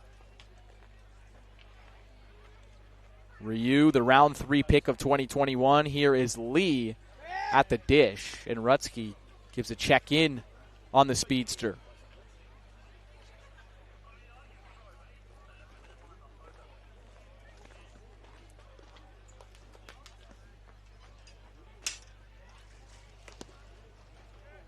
For the man at the dish, Lee Kang-min, the shortstop. This right here is a dream. He grew up watching the KT Wiz as a kid from the stands, a beloved fan since birth. Ground ball right side. Bird gets over there. He turns around, throws to first, and everyone is safe. And that's just a tough play, a tough spot for Bird to go because he had to go so far to his right. And remember the speed with Ryu on first base. You're probably not getting him at second. And in that case, he had to turn all the way around. And Rutsky got off the mound pretty swiftly again. Just look at, that's a no man's land play. Absolutely. Morgan McCullough was over towards the second base bag. There he is. You see him shifting to cover. Yeah. So another hit this inning. Man, the top 2 guys in the order, Ryu and Lee, that's 5 combined hits. Rutsky comes back strong with a strike to Ryu Hyun-un.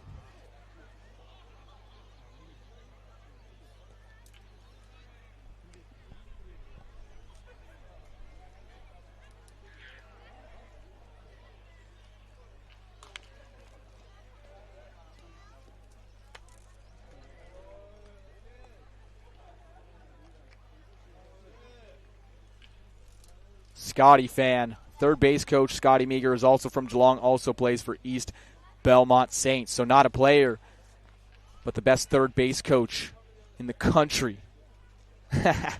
Scotty Meager. Rutsky, how many times has he done that tonight? Well, a fair few he stepped off. Remember, fans, head to that Aces Fan Zone, scan the QR code on screen. You can ask me questions or concerns. Anything you want. 0-2.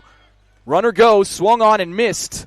So taking third is Ryu. Lee will stay at first base. Runners at the corners now. That will be it for Ryu at the plate. He did strike out, yes. So it's a strikeout, 1 out. Now Sam Hilliard steps in with them at the corner. A lot going on that play.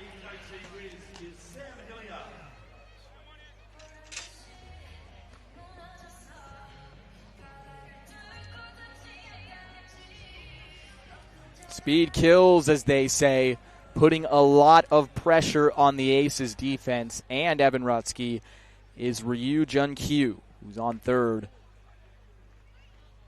Taking the first pitch is Hilliard. He singled in the first, flew out to left in the second. KT led by 5 in the first. Here they are leading by 3. The Aces have snuck a few in there, but they're threatening again, and that one is hit deep to center field towards the track, and making the catch is Gomez. So it will score a run. It's an RBI sac fly for Hilliard, and now leading 7-3 is KT.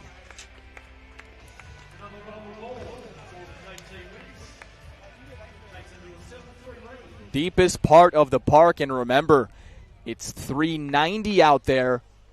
That was in Melbourne Ballpark. Ooh, that would have been close. That would have been close. Moon Sang-chul, designated hitter. Smacked that home run in the first. 2 outs, a runner on for the righty. Waste no time. He pokes that one. He almost got our first base cameraman for Sportscast. That would have been a disaster. Actually, no, he would have caught it. What am I saying? We got hands here with Sportscast Australia. 0-1. Ooh, a sword. 0-2. Fooled them. Rutsky did.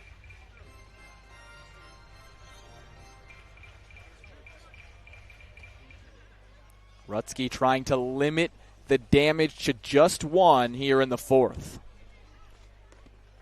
Does a similar pitch. DeLuca liked it, just trying to get him to chase. Maybe he wasn't able to pick up that spin.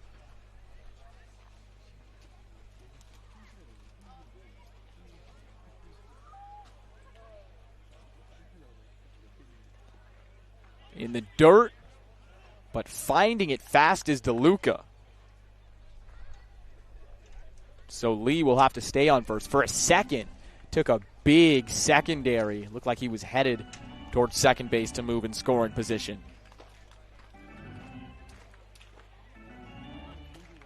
KT, this offense has been firing on all cylinders, but can Rutsky get through 4? We'll have to wait one more pitch to find out. 9 hits for these Wiz. Funny enough, the KT Wiz are known to be a better pitching team. They're known to be one of the best teams for developing arms in the KBL. But here they are early in 2026, showing the bats.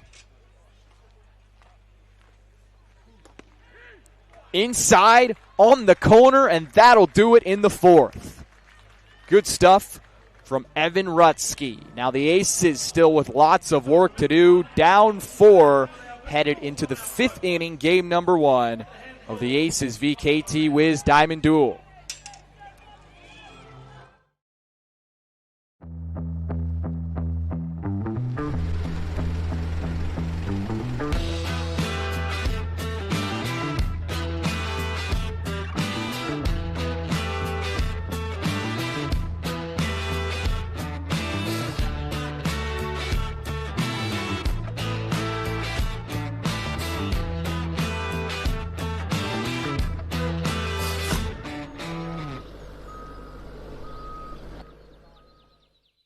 At the Sporting Globe, we're a little different to other pubs and bars. We have more than just cooks, we have chefs. We have more than bar service, we have table service. We have more than specials, we have specialties.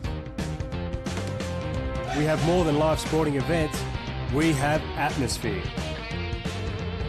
And we have more than customers, we have fans. It's more than a sports bar, it's a Sporting Globe. What's going on, folks? Hopefully you're doing well and you see us tonight for the first time. In fact, I'm not AI, I'm a real human. You can see me right here. You can see Tony Shebeki behind me, Andrew to my left as well, and of course, Matty Ice. Matt, who I call Matty Ice, of Matt Ryan of the Atlanta Falcons. Who remembers Matt Ryan of the Atlanta Falcons? Old Pole. But the Aces are down 4 in the top of the 5th. Oh, what's up, Jade? Jade's behind us too. Sorry about that, Jade. I didn't even realize. Too many things going on. We're packed in tightly to Geelong Baseball Center. We have a question. Grumpy Steve. Come on, Steve. Cheer up, man. Tonight's broadcast has a Field of Dreams feel about it. Looks great. What's the feel like there in Geelong? Grumpy Steve. Okay, Grumpy Steve. I'm going to say this is already my favorite broadcast of the year. I love being out with the wind blowing on my face next to these fans. It's truly just like you said, Field of Dreams. It's a classic baseball feel. And, hey, I'm just going to go out on a limb on a prediction. We might be seeing more of this in the future, and I would completely love to see more of this. Grumpy Steve, I wish you could have been here. I don't know where you are. You could be back in Melbourne. You know, Laverton, Altona, I don't know what suburb. Or you could be watching from the States. But it's a great night, and it's also been a great night for the Aces hitters, especially as that one is down low to Gomez. It's been a great night for Joe DeLuca and Daryl George. Dario Gomez at the plate trying to get his first hit of the night. He reached on an error in the 6th. He did come around to score. The speedster, 2-0. Ground ball to third. And it's a routine play for out number 1.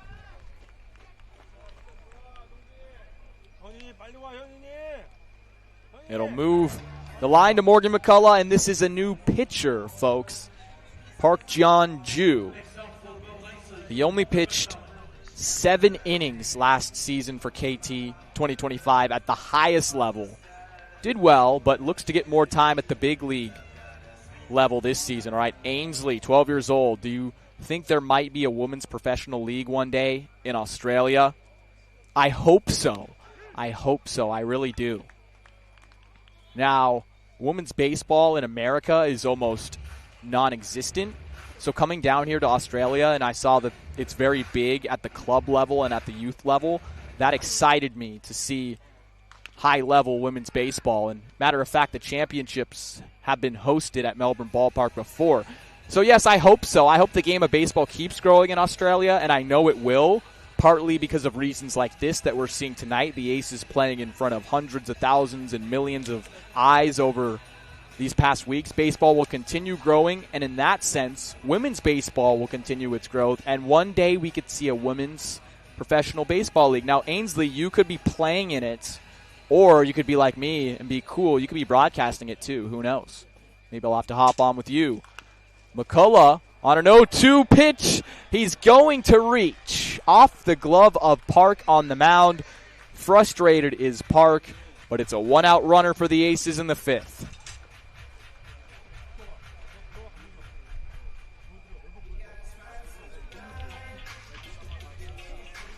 And it is a hit.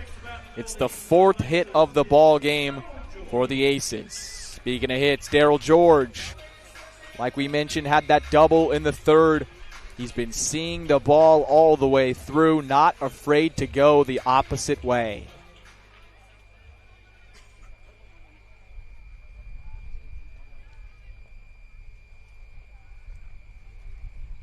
Oh, big hack. If you're tuning in and wondering, we got a question from Anonymous. What are your thoughts on the game MLB The Show 26, or what is your favorite baseball game? I haven't played, shout out to you, Anonymous. I haven't played MLB The Show since, I think, 2021. So a long time ago. So I don't know. I don't have any thoughts on the show. I played back in 2021. That game was fire. George! Left center! Watch that baby go! Daryl George! A 2-run shot!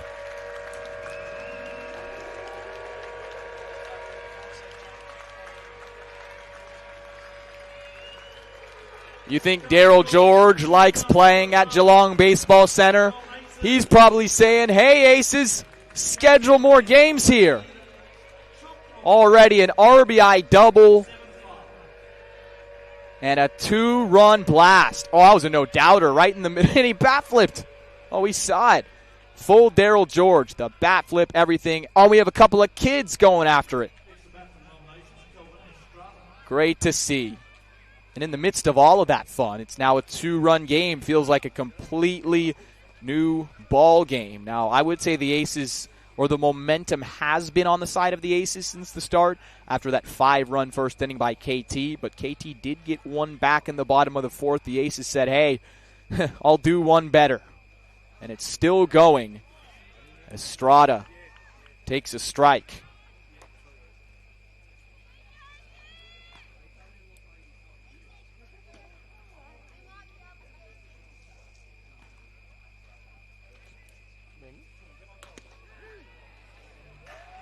Took a little check, didn't matter, it's a strike.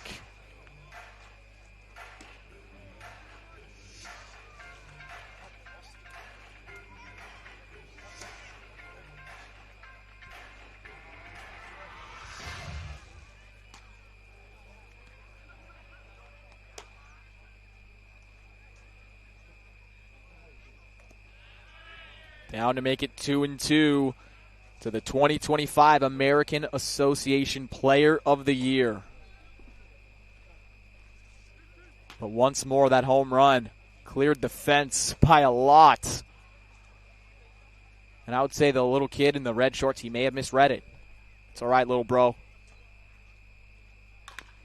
Tapper, second base. Estrada with the hustle, but he won't get there. There are 2 outs.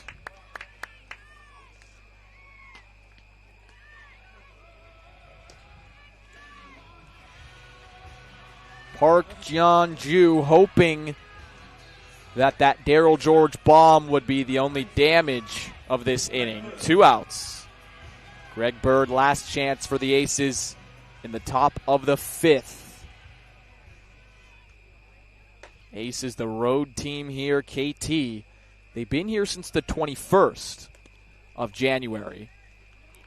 Of course, their spring camp coming off a tough 2025. Well, that's tough as well if you're KT. Daryl George, he's been locked in for each of the past 4 days. We've seen him go oppo time and time again. That time ran in over the plate, and he says, well, if you give me that, I'll pull the hands in and hook it over the fence.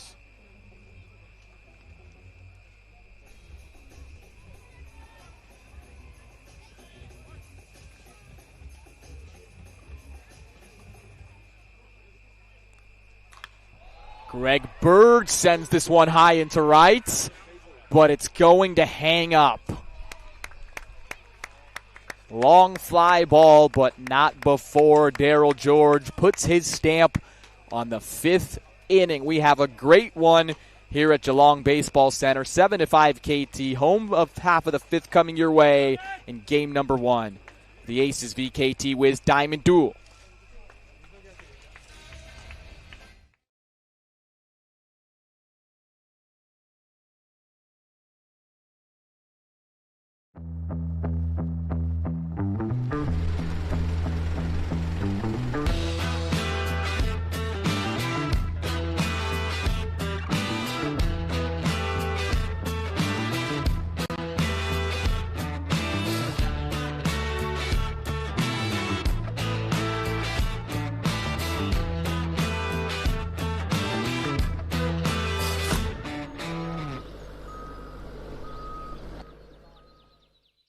At the Sporting Globe, we're a little different to other pubs and bars.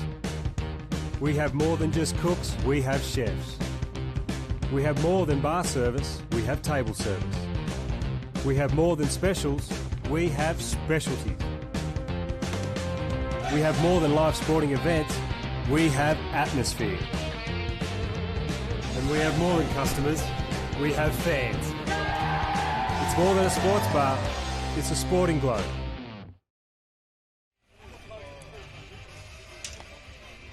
Welcome back in.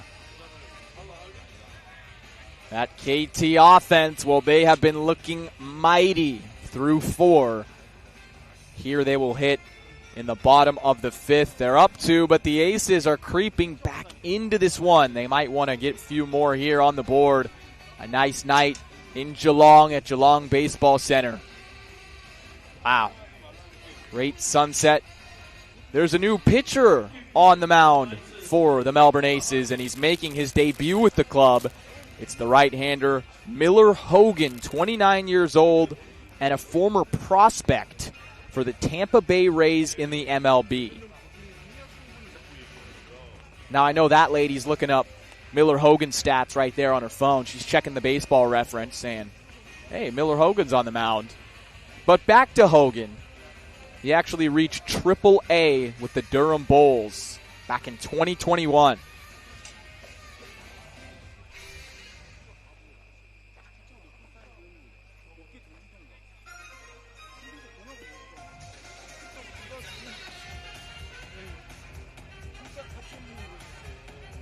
First time the International Baseball Showdown has been played at Geelong, and that lady is loving it.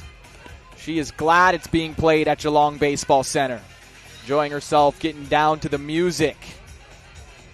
It's the home of the KT Wiz Spring Camp.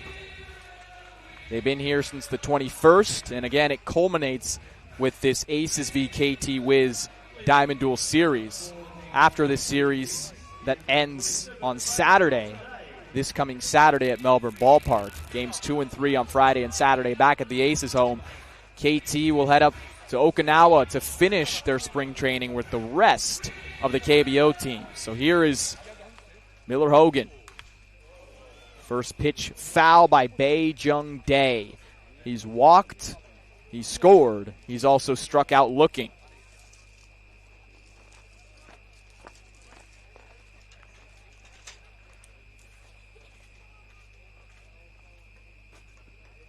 Off-speed fools Bae. Now, Hogan is from Tampa, Florida. That's where he was born, but he is no stranger to playing baseball outside the United States.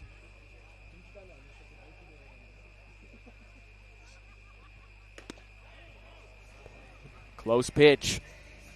Hogan played in the Puerto Rican Winter League in 2023. He actually posted a 1.1 ERA.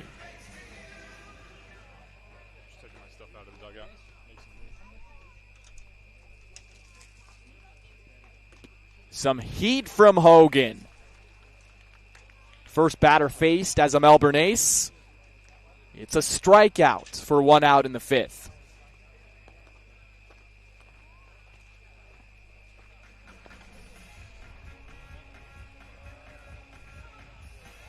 That'll bring up On In San. Flew out to left. He also walked. But already here, almost through 5, but not very many changes for the KT Wiz. Now we actually have seen 4 different arms, which is expected in spring training. But the position players, they've stayed the same. They're going through the order for the 3rd time. Hogan also played in the 2025 Dominican Winter League. That was in 2025, so that was recent. He had a scoreless relief outing on December 2nd. The Aces picked him up just after the College Challenge in early January. Remember, fans, scan that QR code, head to the Aces fan zone, and you can ask me a question. It's Andrew Henderson on the call. No Ed Wyatt tonight. Once again, he's a busy man, but of course Ed Wyatt's listening. No, you are, Ed.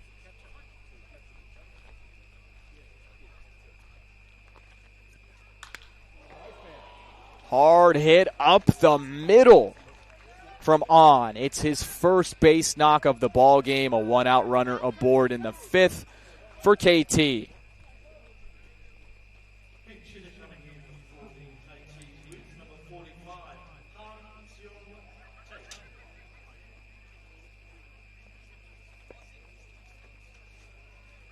And right as I mentioned, no pinch hitters yet for KT, as their position players have much stayed the same throughout the ball game. There is one. It's Hong Seong Tae.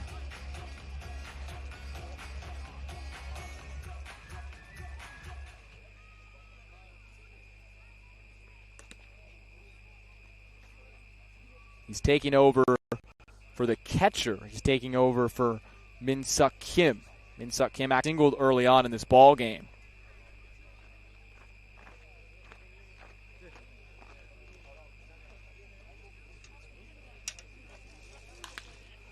Into center field, but it's playable for Gomez. He tracks it, and he makes the grab.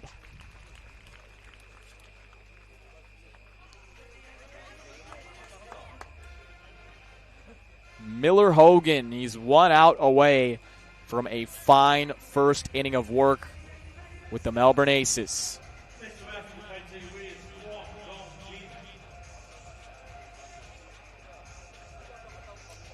Kwon Dong-jin, 9-hole hitter. He's already been productive. And he continues the productivity. He dunks it into left. 2-out single. Runners at first and second for KT. Hit number 2 for Kwon Dong-jin. Both 2-out hits. Keep that in mind. And now Hogan will have to face the top of the order and a guy who's even hotter at the plate than Kwon.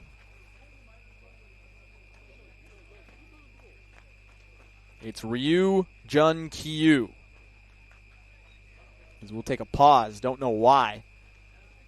Here we go. Yes, Hyeong-jun. He singled 3 times in the first, second, and the fourth.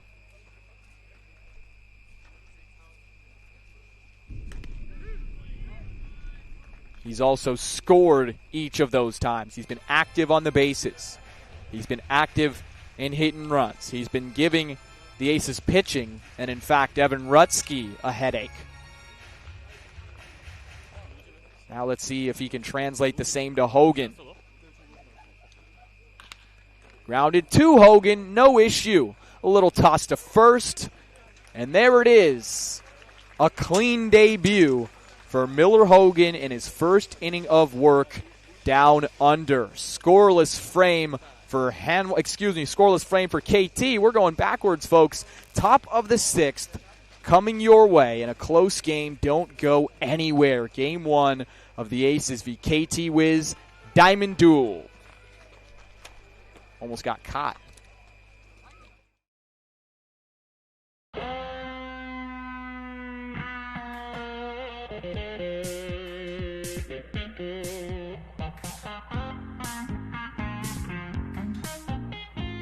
One Love is there for the moments with the people you love the most. To share the highs and the lows together. It's the one for all people, all times, and all places. Brick Lane's One Love Pale Ale. It's the one for all. With Light and Easy, you can lose weight and enjoy more free time with delicious healthy meals starting from $7.95 each. Enjoy Australia's best ready-made meal delivery service as awarded by CanStar Blue. Visit lightandeasy.com.au today.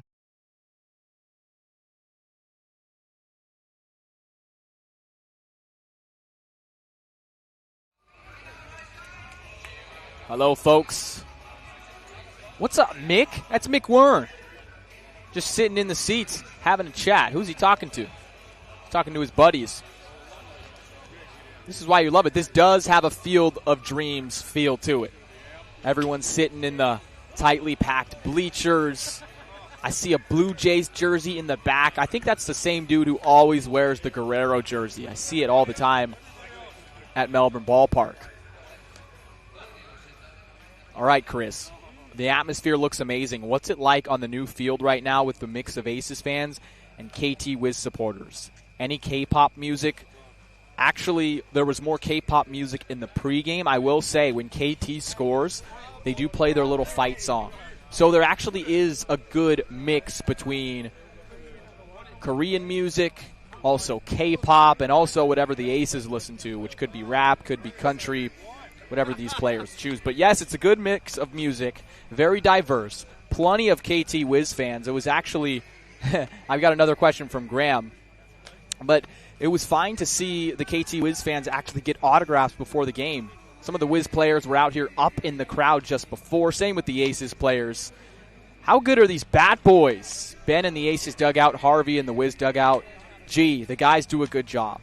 Of course, and maybe that's something I should mention more often on the broadcast. Ben and Harvey, true professionals at what they do, and we're getting a bit of a stoppage of play here for the playing surface, trying to keep it pristine for the Aces and the Wiz. Game number 1, Aces v KT Wiz Diamond Duel. Eric Z, hey man, loving the commentary.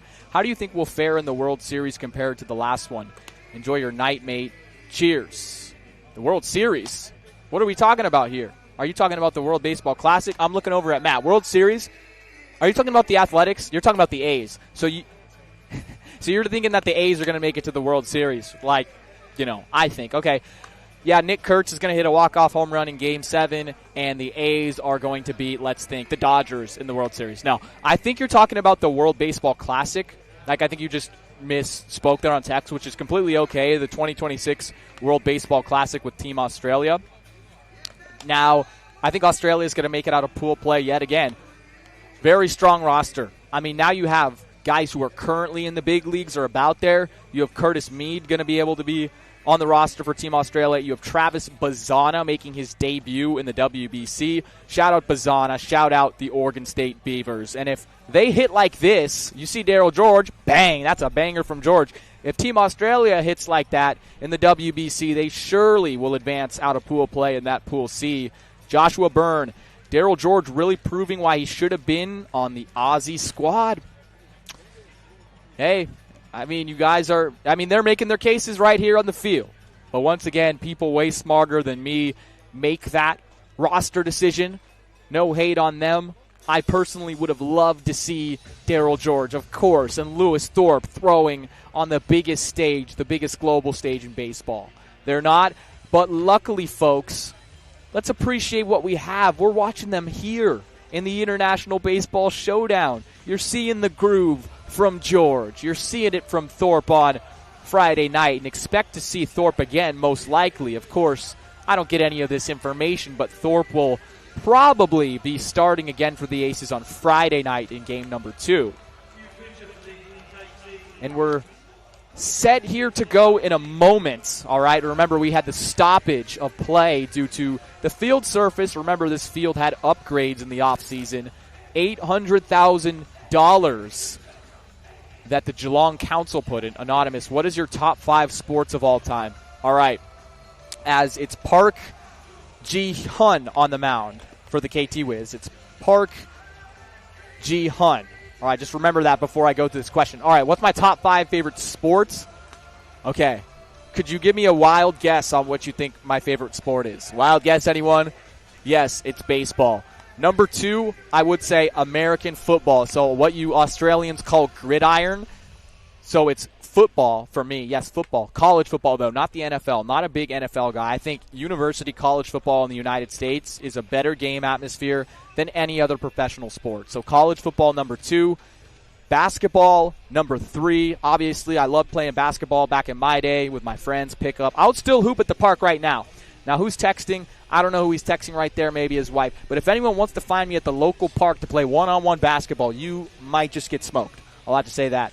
But I would say that's my top 3. I typically only pay attention to baseball, basketball, and football, and anything else I'm just like, white noise. Like cricket to me, here in Australia, I have got introduced to it. I do have more of an appreciation for it. I don't really know what's going on in cricket. I'm just like, yeah, cool. Footy, I'm not quite immersed into that yet, which my producers are probably like, oh, man, Andrew and Matty Ice next to me, they're big footy guys. I will tell you guys, I am a Collingwood fan in footy, and I know some people might love it, some people might hate it. So, yeah, I'll just say footy's my 4th or 5th favorite sport. There we go. Oh, he took the hat from him. Oh, boy. Dang, you're going to let your friend do that, bro? Oh, they're trolling their boy. Oh, and he's got a Down Under Travelers little hoodie on. You got to love it. The Aces played the Travelers a couple weeks back, or actually 4 weeks back. That was in the College Challenge. It is cooling down here, 26 Celsius, 79 Fahrenheit.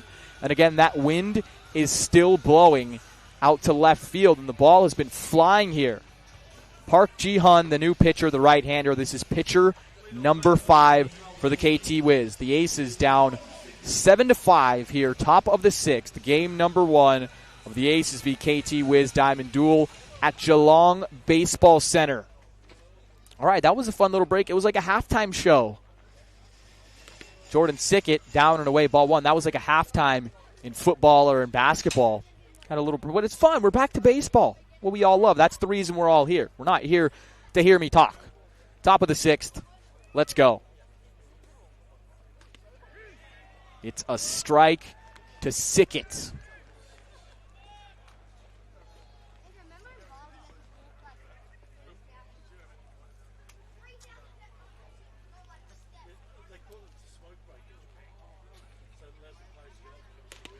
One and two. Sickett has one of the most interesting stories on this field. He's 25 years old. Once again, he made his Aces debut yesterday against the Hanwha Eagles. He actually dropped out of college to pursue his professional baseball career. This was a few years back in 2022.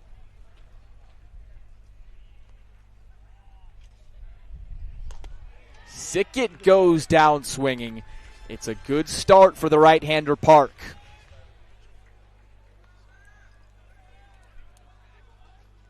Big Kev, what odds my team, the Miami Marlins, ever winning a World Series? Now, Big Kev, in the economy we're in right now with the Dodgers and the Blue Jays and the dang Mets spending all the money, it would take the biggest miracle of all time for the Marlins to win, at least this year.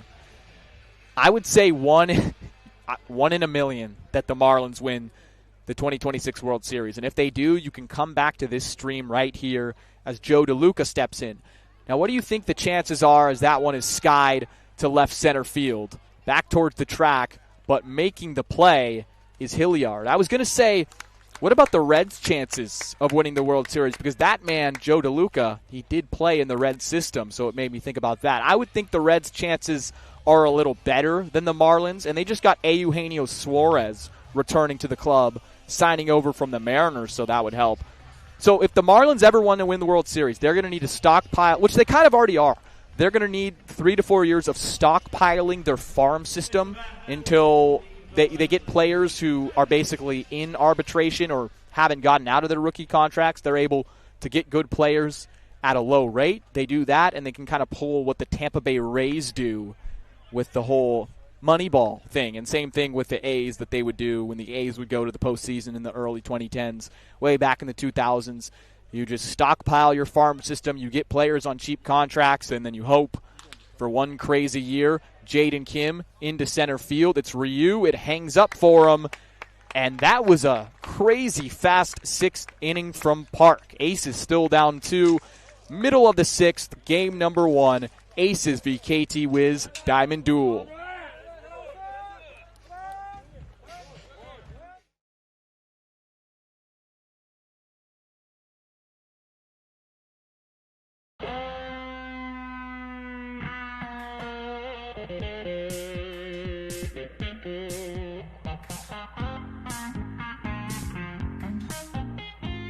One Love is there for the moments with the people you love the most.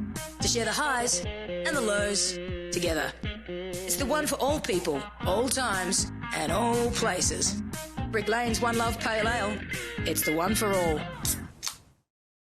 With Light and Easy, you can lose weight and enjoy more free time with delicious healthy meals starting from $7.95 each. Enjoy Australia's best ready-made meal delivery service as awarded by CanStar Blue. Visit lightandeasy.com.au today.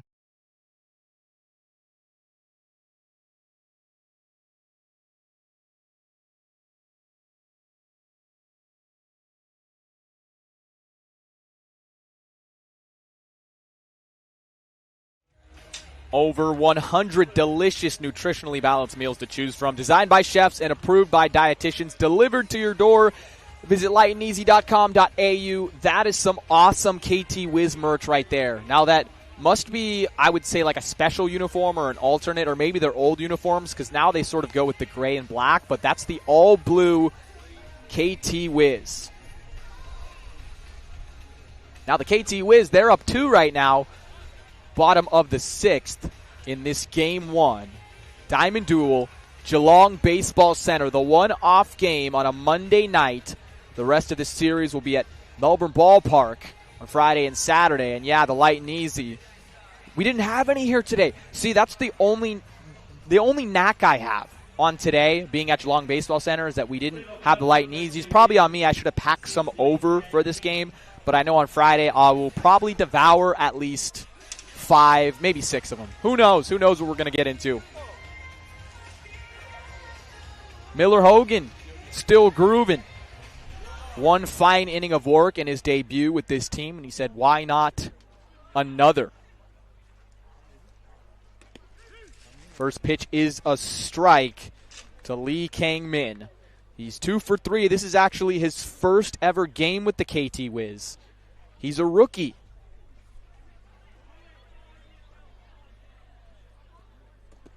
Fooled there, 0-2. Now Hogan has been effective at getting ahead in the counts. Let's see what he goes with here after a nasty off-speed. Does he bury it in the dirt again, or maybe he goes with some high heat? I'm curious. Oh. Remember, KT, their 2-strike approaches have been something else. They just find a way to get contact. They've had a lot of two-strike hits. Matter of fact, they have 11 hits tonight, a bulk of them coming on 2 strikes.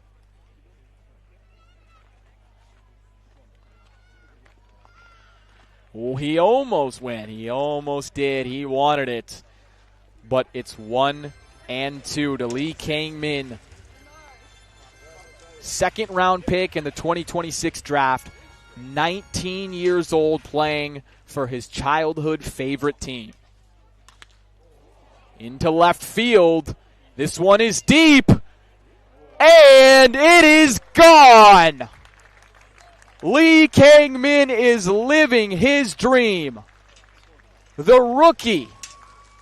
His childhood favorite team was the KT Wiz. Here he is in 2026 hitting bombs for that same team. It is 8-5 KT.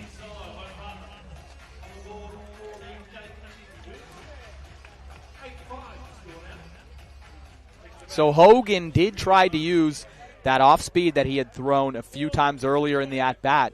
Probably didn't get it down enough, or as down as he wanted to, and you saw it there. It was just at that bottom bit of the zone, and since Lee had seen that pitch a few times already, he probably picked up the spin, saw it, got a barrel on it, and it was history. So it's now 8-5.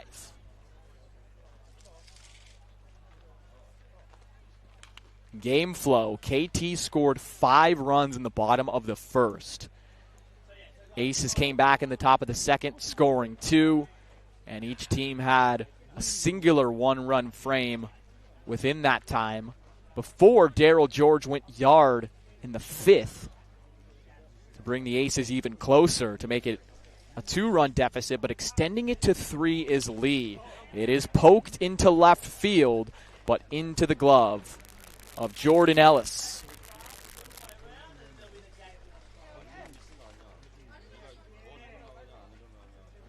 Jordan Ellis out there in left taking over for Addison Bishop Warren. We saw Ellis take over for Bishop Warren in right yesterday in the finale of the Aces v. Hanwha Sky Battle. Now that's a moment too, sitting with your boy on a nice little lawn chair. Looks like they have brews in hand. Oh, that's a night of baseball. Perfect. 23 degrees Celsius, a little bit of wind. Shoot, if I wasn't broadcasting, if Ed was doing this game solo, you could find me in the stands. You also could find me out there with those fellas.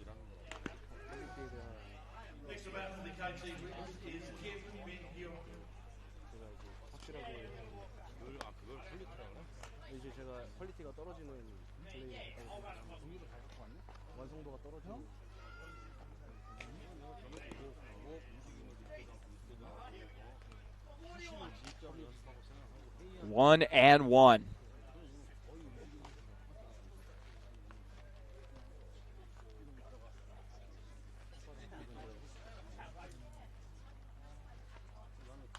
Fouled away by Kim Min-hyuk. He's a pinch hitter. He's pinch hitting and taking over in left field for Sam Hilliard. Sam Hilliard, the former Colorado Rocky from last season. He had a decent night. He went 1 for 3.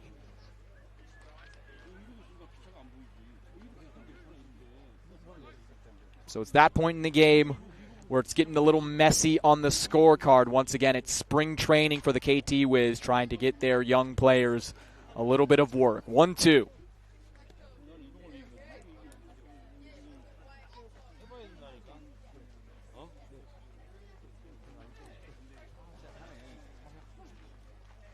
Kim played in 106 games in 2025. And it's down low to load the count. Kim had a fine season. He hit .287 with the KT Wiz. Also was able to steal quite a few bags. The outfielder, the speedster. Surely don't want to allow him to get on here, especially the way that KT can run. It's that 2-strike approach again from KT. A team-wide approach. Who's going to get it? Oh, what a play by the young kid. And he gives, oh, what a moment. The young fella had a beat on it. He got to it first. He read it all the way, but he gives it to the young lady. That's what it's all about. Like you said, like, who was it earlier who pulled it up on the questions and said it's a Field of Dreams type atmosphere? Whatever your name is, yes, it is. That's a reason why out there on the grass, a very intimate atmosphere here at Geelong Baseball Center. Let's do it again. Full count after another foul from Kim. There's actually a third person in there. And he's saying give the ball to the girl, it looks like. And then he politely does. Smoked through the 6-hole. Wow. Well, Kim continues from his fine 2025 season and says, all right, must have had a good offseason. Must have been hitting off the tee, doing something right.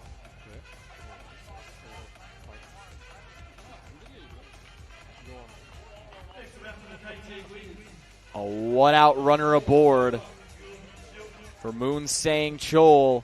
Homered in the first. KT already with one on that solo shot from Lee here in the sixth. 13 hits. Yeah, 13 of them. Wow. And the Aces pitching has been so stellar in the last 3 games, all against Hanwha. Matter of fact, on Saturday night, the staff combined only allowed 3 hits. So it's a sight to see here.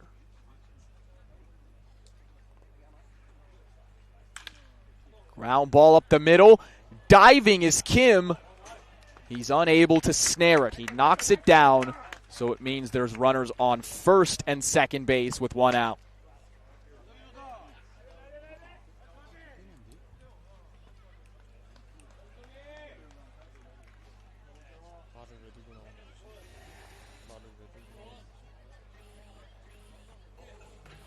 Speed up and down this lineup. And a good effort from Kim by, just knocking it down, because with the ball rolled, a little, or that slowly, a little roller like that could have gotten to the outfield or deflected off of his glove, well, that has third base written all over it for Kim. Kim would have most likely cruised into third to make it runners on the corners. Instead, it is not. Instead, it's first and second with 1 out. It's Lee Jung-hun. He's a pinch hitter.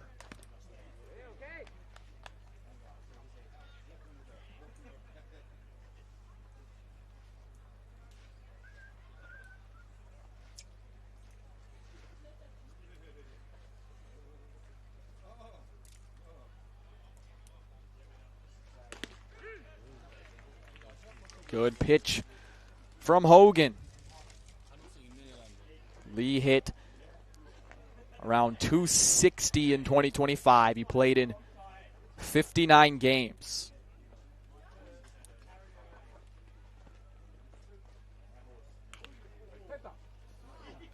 Oopsie swing. It turns into a foul ball. Your pal, Ed. I was a terrible hitter, but a pretty good fielder. What were your strengths and weaknesses as a player? No way, Ed. That's crazy. I was actually a horrible hitter. Like, I'm not kidding. So I was small. I still am a pretty frail, like a skinny dude, but I didn't hit puberty until about 18 years old. So I was always the smallest on the team, shortest, skinniest, weakest. I couldn't hit the ball for anything, but I could play some dang good outfield and center field. I was fast enough to make plays, make reads, so much like you, I could play defense, as we'll get a 1 and 2. But, oh my, I was such a bad hitter. I was good for a swinging bunt or a bunt. That's about it. Always hitting low in the lineup. Just exposing myself here. But, Ed, that's why we mesh so well in the booth, because we both can't hit. 2 and 2. Lee will watch. Hogan is on the verge of loading up the bases. A big story of this broadcast early on was, how was KT going to knock the cobwebs off in this game? How were they going to get back into their flow after a long offseason at the plate? Well, how about 14 hits through 5 1/3 innings? Both runners go. Does not matter. It's ball 4, and the sacks are full.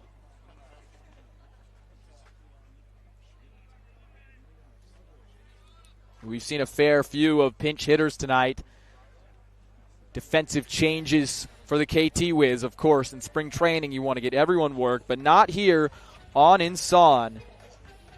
It's his 4th at-bat of the ball game. He flew out, he walked, and he also singled in the 5th.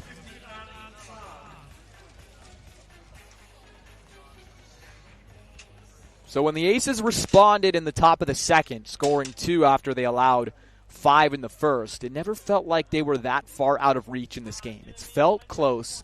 They've been a couple swings away, but KT could blow it wide open here. Right side down the line, but foul, and I will have to mention there's a lot of foul ground here at Geelong Baseball Center, and especially comparative to Melbourne Ballpark.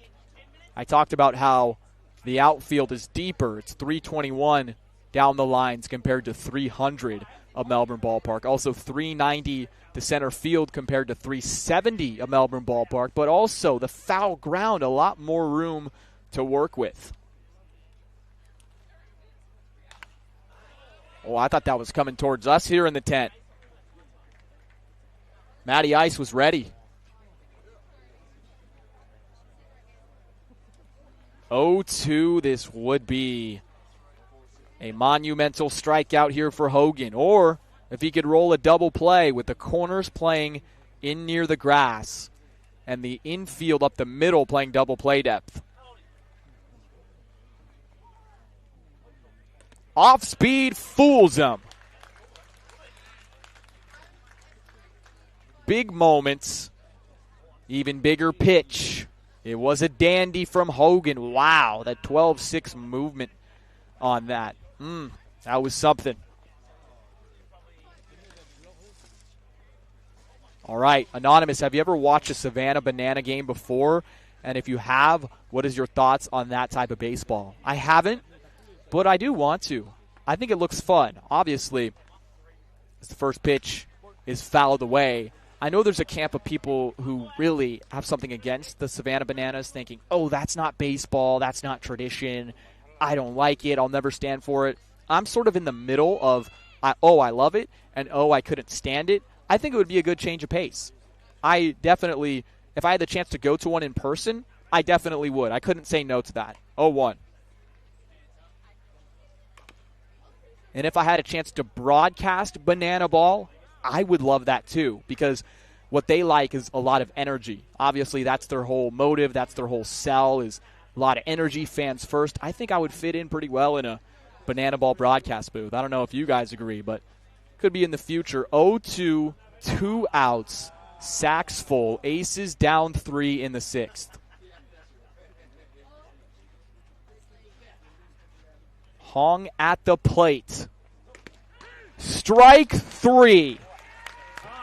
Back-to-back Ks, and Miller Hogan gets out of the jam.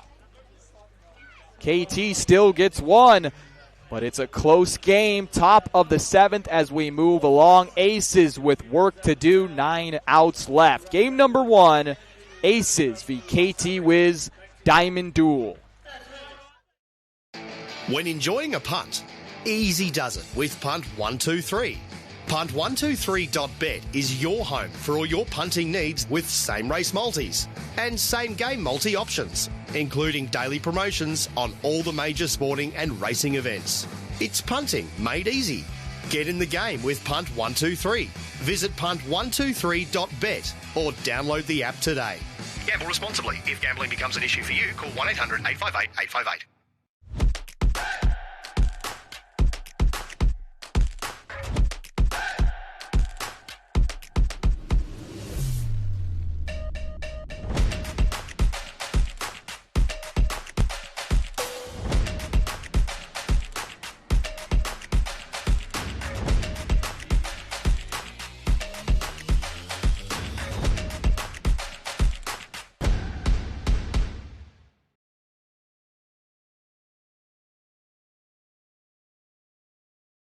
Dry Cleaners is a family-run business operated by the Hudson family for over 70 years.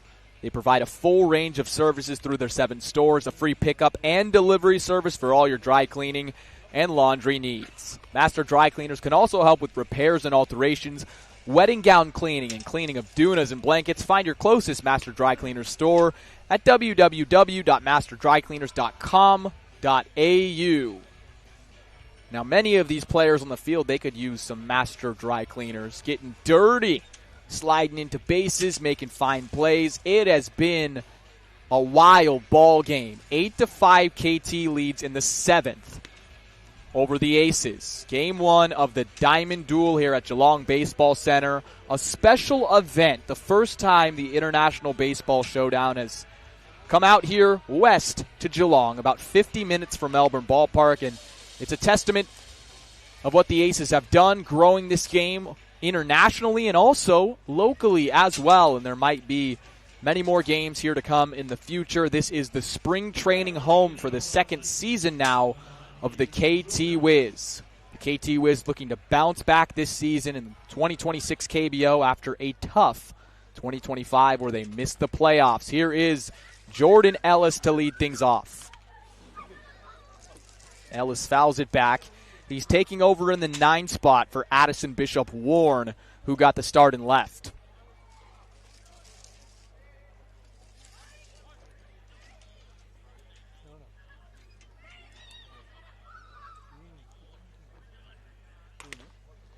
He is late, 0-2. Ellis has represented his country. He played for Team Australia in the Under-18 World Cup back in 2025. Ground ball up the middle. Going to be a tough play. It's an infield single for Jordan Ellis.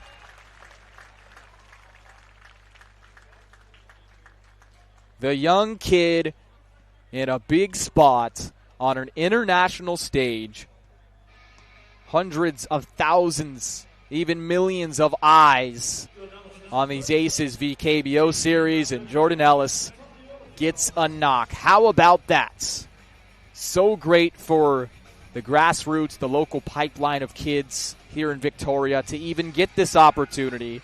It's Park Ji-hun, inning number 2 on the mound. Gomez grounds one to third, throw to second, they got him. On to first. It's almost an around-the-horn double play, but remember, Gomez, super speedy, so there's 1 out.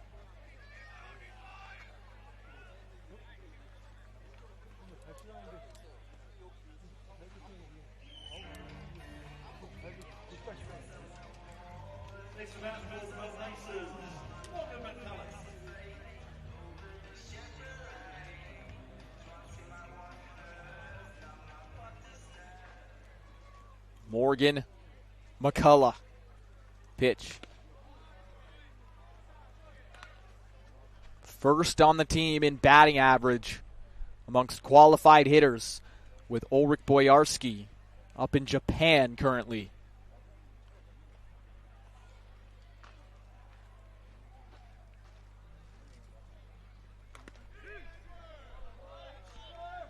Morgan McCullough had a fun fall, also a fun summer. Played in Germany in the DBL. You don't hear that very often. Very niche. A niche poll to hear a professional player play in Germany, but he loved it. He absolutely relished the experience. As there goes Gomez, and they nail him at second base. What a throw. It's the brand new catcher, Hong Seung-tae. And Hong comes into the game and says, "Don't run on me, sir."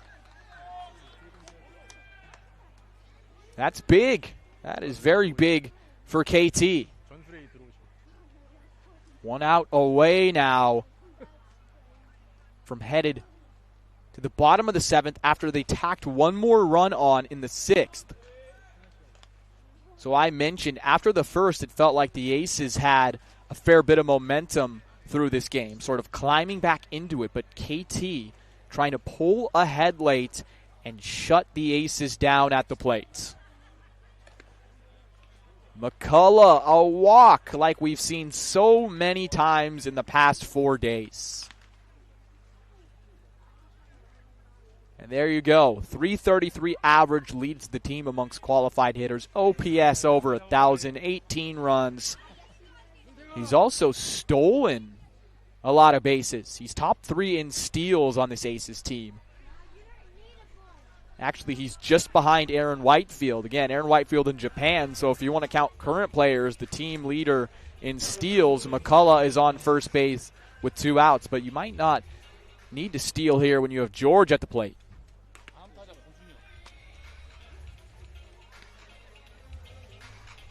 I'm just going to speak for Daryl George. Now, yeah, I'm just going to put words in his mouth.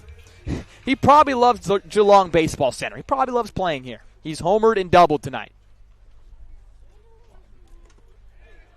He chases 1-1. His double was the other way towards right center. That was in the 3rd.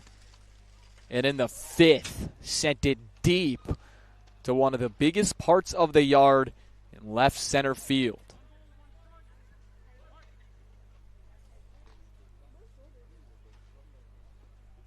Daryl George was injured to start the season, did not travel with the team to Ulsan for the KBO Fall League. He actually missed the Continental Cup, the Aces' first series. And with the Aces playing every other weekend in the months of November and December, plus the long break as it's a 2-1, you would think it would be tough for Daryl George to get into that flow.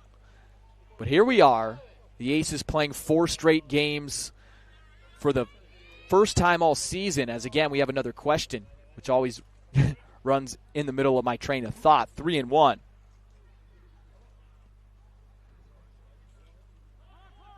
Time called to finish it, to wrap it, to put a bow on it. This is where Daryl George thrives. 4 straight games. He's really getting into it. He can really find his groove at the plate, and we're seeing a Daryl George we haven't all season long. All right. Throw up the question again, Matty Ice. You're good.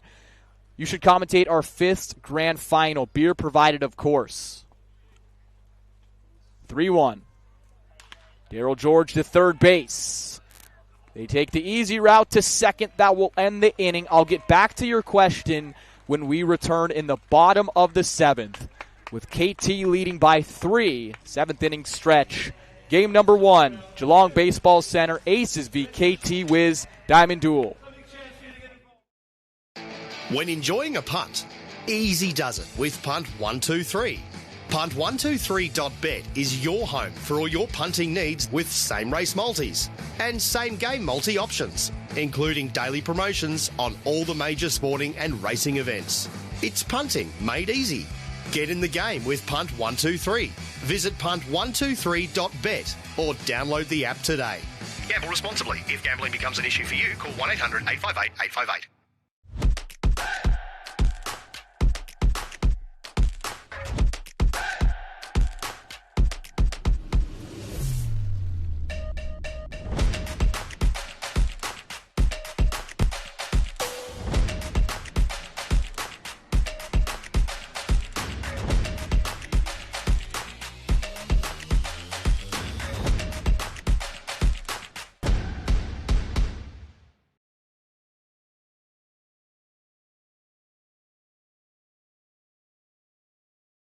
Folks, we're back. Sweet Caroline is playing 7th inning stretch here in Geelong, Australia. Victoria Bitter shirt. I love Victoria Bitter. Need to take some back to the States. But the Aces are down 3. No laughing matter. Game 1, Diamond Duel versus the KT Wiz. Now let's get back to that question, Matty Ice, that we had queued up last inning, as there he is. Connor Gleason, the right-hander from Auckland, New Zealand. You should commentate our 5th grand final, beer provided, of course. So I had to ask Matty Ice over the break, what in the heck is a 5th grand final, guys? I'm not Aussie, very American. But yeah, so it's footy, and it's like an over 40s league, it sounds like, I guess. You know, over 40s league actually sounds like a lot of fun. You can get a couple Victoria Bitters on there, a couple Great Northerns. See, I'm getting acclimated to the environment. I would love to call that. Now, I'm headed out on March 6th, but who knows? Maybe I'm back here one day for the Aces or back with whoever else, and if anyone needs me to call a footy game, I would love to. I don't know what's going on. I don't know how to call it. A quick YouTube tutorial would be nice. JV is coming home. Hashtag up. Yeah, up the Tigers, up the Tigs. That literally made my day. When I found out that Justin Verlander was headed back to the Detroit Tigers, I was literally smiling for 5 minutes. It should be the final season of his career. How great. And that rotation now, they add Valdez. They have Skubal, who they're going to have to pay now $32 million because he won the arbitration. It'll be interesting, but I still think the Mariners have them right now in the AL. Like, until you can top the Mariners, you can't do it. But JV going back, man, head to the Aces fan zone, scan that QR code on screen. People are hating on JV and thinking he's not going to be productive. Did you see his production for the Giants last season at the end of the year? Now, he started out, he was on that 9-game loss streak, something like that, but he came back and he was productive. You don't ask him for too many innings when you're pushing 40, but it'll be fun to see. That's probably one of my favorite storylines of the season.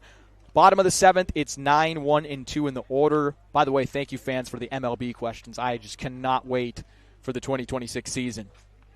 Kwon Dong-jin, the third baseman. 2 singles already. On a couple of hops, it'll be his 3rd hit of the ball game.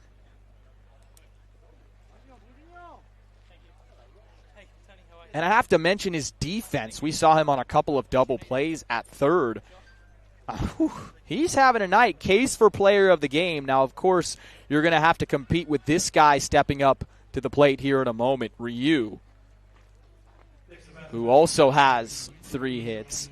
But the 9 guy and the 1 guy in the order for KT, they have been the heartbeat of this offense.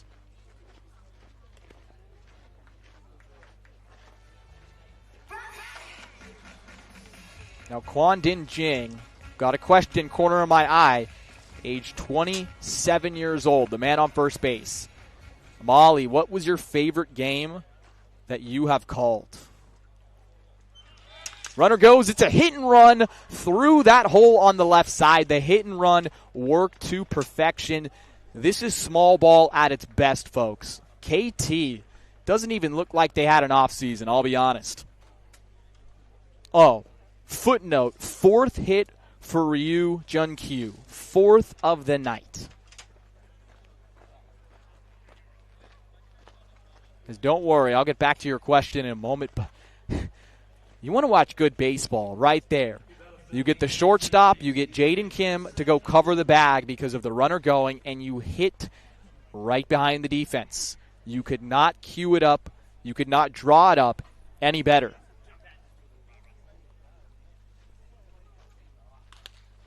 Fouled away. All right, bring up that question. Matty Ice, what was your favorite game that you have called? It's going to sound like recency bias, but it was the KBO Fall League, and it's funny because I wasn't there. I was calling this remotely, but it was the Aces versus the Lotte Giants in the KBO Fall League semifinal, and just because it was, I would say, the highest stakes game that I have called in my life.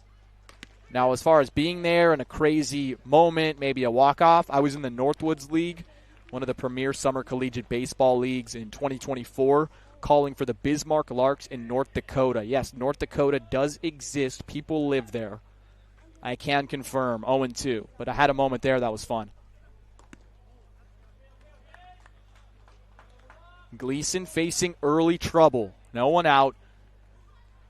KT looking for some cushion because you never know in a game like this where the ball has been flying out of the yard. Ground ball, this could be 2. McCullough, Kim, Bird. It is a double play. Kwon moves into third with 2 outs, but that was just about as good as you could ask for Connor Gleason. He was a part of the Kiwi trio that went in Saturday night's ball game. The Kiwi trio, it was Glodowski, Gleason, and Elliott Johnstone to finish it off. How awesome is that for all you Kiwis, hopefully tuned in right now in Auckland or wherever else? 2 outs for Ryu Hyun-in. Let's take another look at that double play. It's just a picture perfect because it was hit so hard. And McCullough barely had to move. I mean, and it's the Wizard. Just a little flip nonchalant. Jaden Kim with the good footwork as always. Perfect throw. Come on now. Come on now, folks. 2-0. But the KT Wiz, their fans have high expectations. 5 straight postseason appearances. Last year they missed it. They were so close to getting that 5th seed and barely making it in.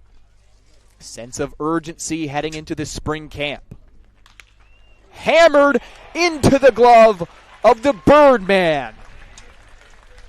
Connor Gleason gets some help from his defense, and he does not allow a run in the bottom of the 7th. Well, the time is ticking for the Aces if they want to take game 1. They have 6 outs left, trailing by 3. Here at Geelong Baseball Center, game number 1, Aces v KT Wiz Diamond Duel.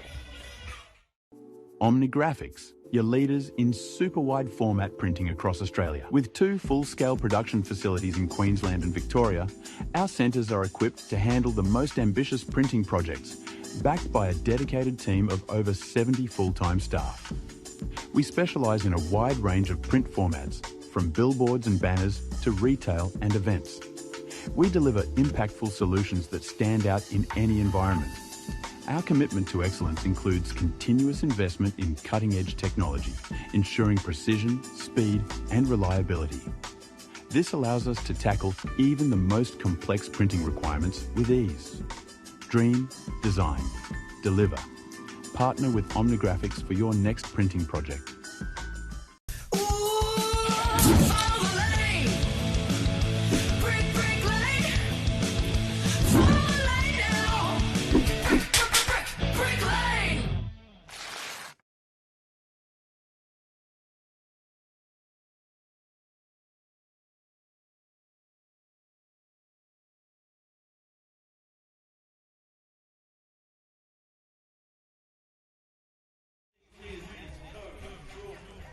New uniform and apparel sponsors for the 25-26 season. All Belgravia with select New Balance merch available at the Aces merch stand. And, of course, online. We got a question the other day about a fan who wanted to ship something to America. Yes, we do. We ship it to America. Check out the apparel. You see Chris Burke there on the little ad top of your screen. He is in Japan currently.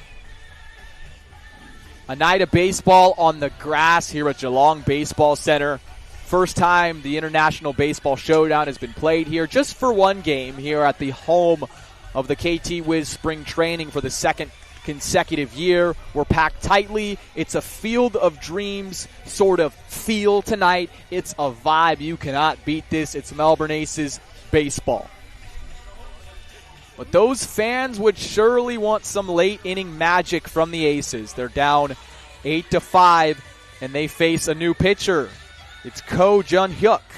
He is a 2026 rookie, so he is appearing in his first ever game with the KT Wiz.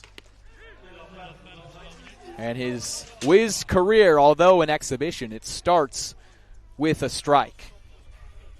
The Wiz getting their season started while the Aces are concluding their season. It's a sharp ground ball to short, tough hop. He stays with it, high throw, and Estrada will make it to first base. So a troublesome play for the shortstop. First it was fielding the ground ball, but as they all say to the youth in youth baseball, stick with it, stick with it. If it does take a tough hop, and he did, he got it fast, but again, I don't think he took enough time to reset his feet after that. Could be a bit of a panic after he didn't field it cleanly, and that allows a leadoff runner aboard. So let's see, can the Aces take advantage of a gift down by 3 runs late? Whoa! Fans don't like that one. Up and in towards the head of the Birdman. But a nice smile after. Oh, that's scary. You could feel that one, yo. See what he goes with here. Probably something down and away. Well, there you go. That's what happens in baseball. You throw up and in. You typically move him off the plate and go down and away. Remember, this is a rookie. Don't want to get rattled. The new catcher in the game, who is Hong-seong Tae, goes out to talk with his left-handed arm. Now, not a way you want to start with the rookie. You actually induce a ground ball in the first at-bat, and then your shortstop doesn't make the play. And then you have a couple pitches that miss everything. So, yeah, a good time for the catcher, Hong, to sort of cool things down. Things have cooled down on the field. Now 22 degrees Celsius. The game started at around 28 to 29. And the wind has basically subsided. No more wind. The wind was blowing heavily out to left, where we saw 2 home runs early.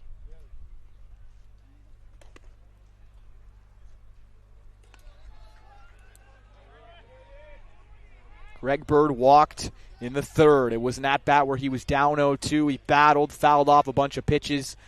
The veteran at the dish. 3-0. And he'll walk on 4. The Aces have things cooking here in the top of the 8th. Remember, fans, head to the Aces fan zone. Scan that QR code on screen. The questions, I would say, have been 10 out of 10 tonight. You guys have knocked it out of the park, just like Daryl George did. Remember when Daryl George did that back in this game? Yes, that was back in the 5th inning. But keep them coming. Any question that comes to your mind about Aces baseball. I love the personal ones, too. I love getting personal with you guys as well. Jordan Sickett, 0 for 3. And struggling to find the zone is Ko. That is now 5 straight balls. And a big hitter looming on deck as well. Not only is Sickett a good hitter, but you have DeLuca in the circle.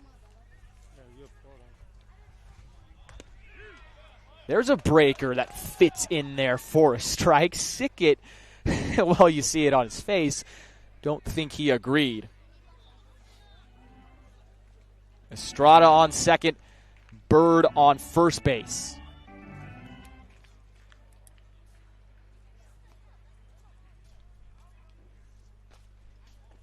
Good block. Man, the backup catcher, Hong.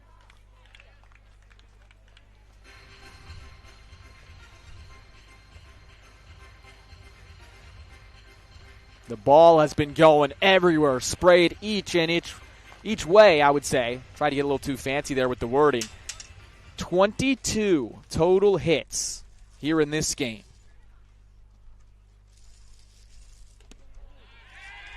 Ball gets away. Estrada will take third. Bird will stay at first. They're at the corners. Even bigger now for the Aces. A sac fly from Sickett would probably score a run, and we saw Sickett lift one pretty well into right field earlier on in the game. It could cut the Aces' deficit to only 2. High leverage spot now for Ko.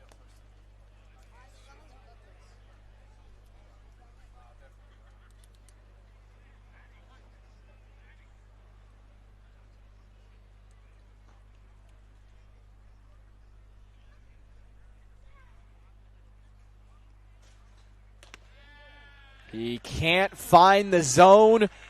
They are full for Melbourne. Back-to-back walks. First it was Bird. Now it's Sickett. And oh boy, you have a doozy now. And it might be a pitching change for manager Lee Kang-chol.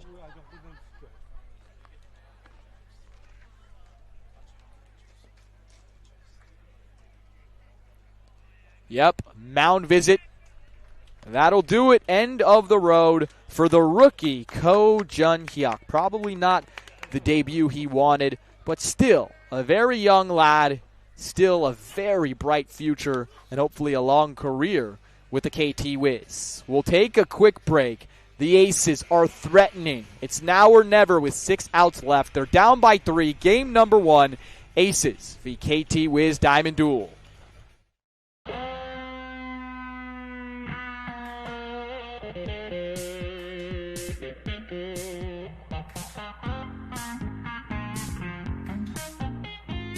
One Love is there for the moments with the people you love the most.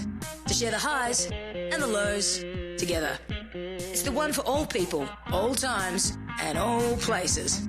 Brick Lane's One Love Pale Ale. It's the one for all. With Light and Easy, you can lose weight and enjoy more free time with delicious healthy meals starting from $7.95 each. Enjoy Australia's best ready-made meal delivery service as awarded by CanStar Blue. Visit lightandeasy.com.au today.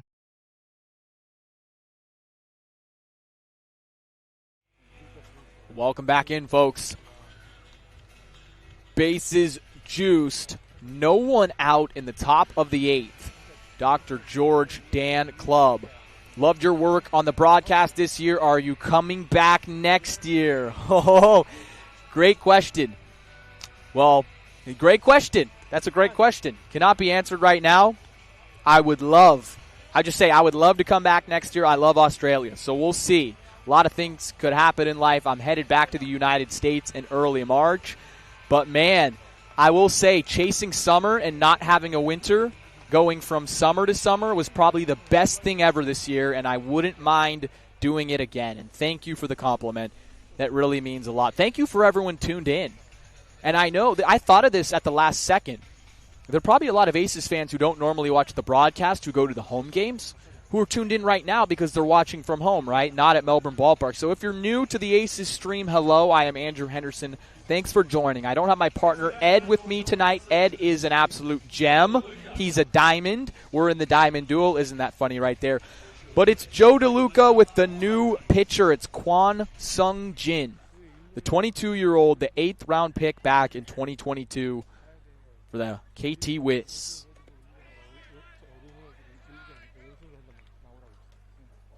And how about that? Your first moment on the mound in 2026? Oh, no biggie. Just a bases-loaded situation with your team up 3, the other team threatening.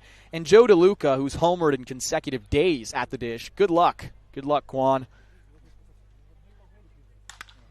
Another ball hit well down the right field line towards foul ground. It is caught. Here comes Estrada. It's going to score a run. 8-6 now. The Aces clawing their way into this ball game.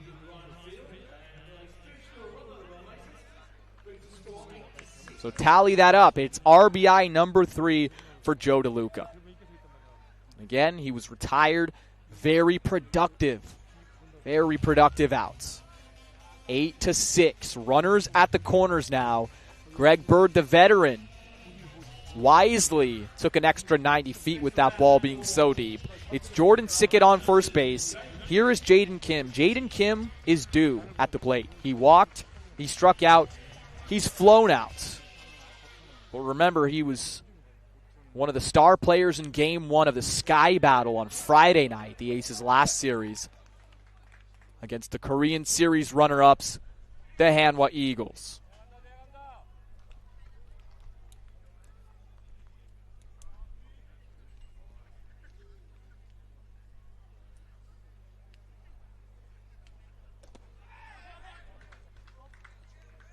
Kwon is fighting for a roster spot.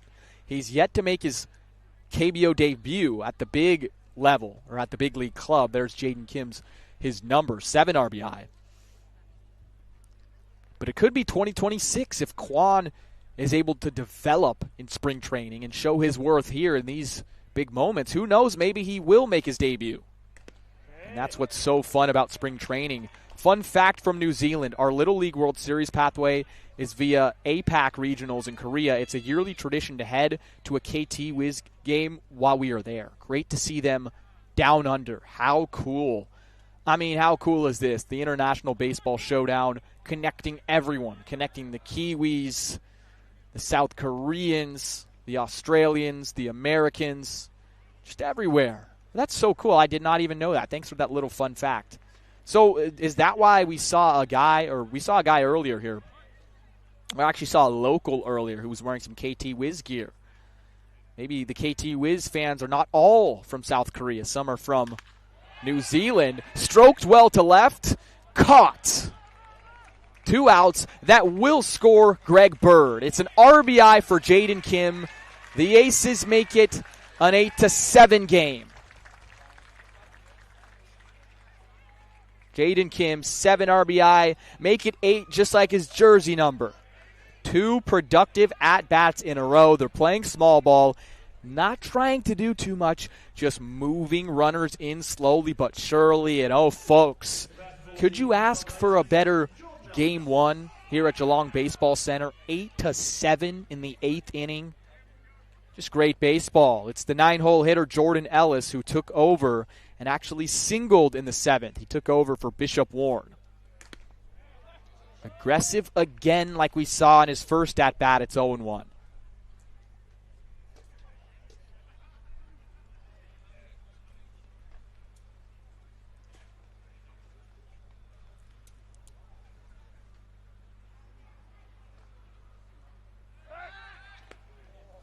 Kwon thinks Sickett may have some ideas about going, which he might. 2 outs now.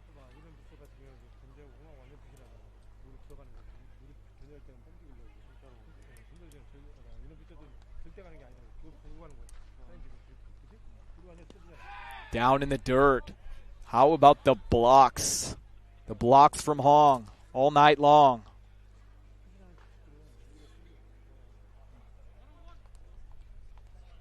Han took over midway through and has been a wall for his young pitchers. 22 years old, Kwon, the left-hander.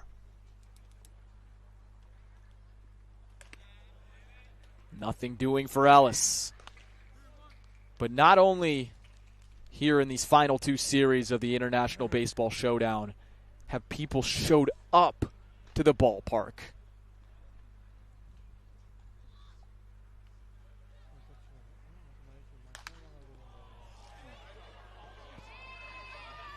Towards us, a bouncer, and he gets it. Wait, who is that? I thought I knew him for a second. We have a couple kids screaming, running over there. Let's see if he gives it to a kid. Oh, got a kid right there. Is he? Well, we'll find out next time. We'll find out on the next episode, folks. 2-2 to Jordan Ellis. Time is called. The Aces had over 5,000 fans in attendance for the Sky Battle at Melbourne Ballpark, as it's 2-2. Hey!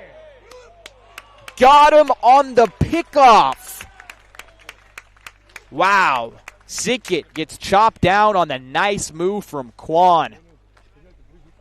Oh, had him leaning. That'll end the 8th. But on the bright side, the Aces get 2. 1-run ball game. Can KT get some insurance? We're getting so close. Geelong Baseball Center, game number 1. Aces v KT Wiz Diamond Duel.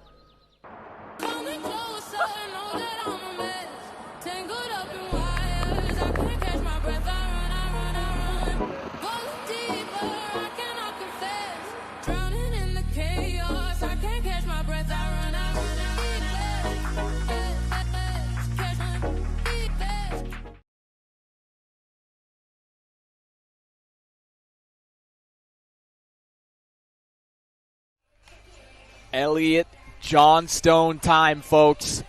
The hard-throwing right-hander. He is so fun to watch. He'll look to keep the Aces deficit at 1. Bottom of the 8th inning. There's Greg Bird over at first, who's made a couple nice defensive plays and some snags tonight. Aces looking to avoid dropping game number 1. The Aces v KT Wiz Diamond Duel at Geelong Baseball Center, all right? So I mentioned it with the past series that the fans have showed out. over 5,000 fans total for the Aces v. Hanwha Sky Battle. And then game 1 here tonight of the Diamond Duel with the KT Wiz. We have packed out Geelong Baseball Center. Game of Australian baseball is in a good place here with the Aces on the international stage. All right, Molly, who is your favorite player to call when you're in Melbourne? Bojo, Ulrich Bojarski, just because, man, the way it comes off of his bat, he hit the most home runs this year that I saw. I would say Ulrich Bojarski, but I love them all. All of these Aces players are just a joy to watch. They're great people, too, outside, off the field, but I would say there's nothing better than a Bojo bomb, and I'm sure fans can agree.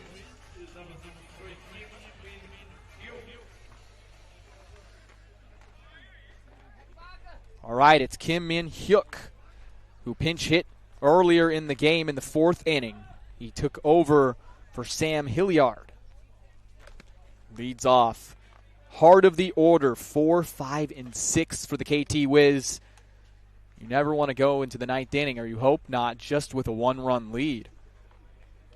So KT, they call them the old insurance runs, but it's going to be tough against Elliot Johnstone. Elliot Johnstone pitched on Saturday night for the Aces, gave up only a single run in an inning of work. From one Kiwi to another, Gleason, now Johnstone.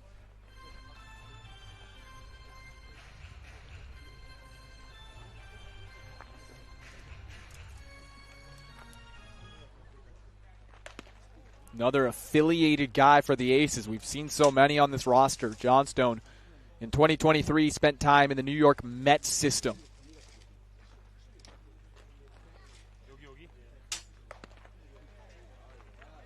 And he'll walk the first batter faced.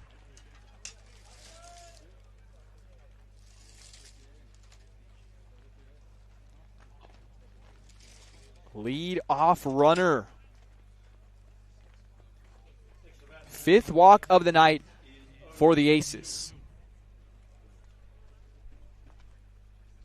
Which you look at the scoreboard, you see 16 hits. The 4 walks isn't all that bad for an entire ball game. It's really been the KT Wiz when they're down in the count, 0-2, 1-2, anytime with 2 strikes, they've been able to battle. And really a lot of 2-strike hits. They've just been finding grass, also been playing good small ball. That's why they're up 8-7.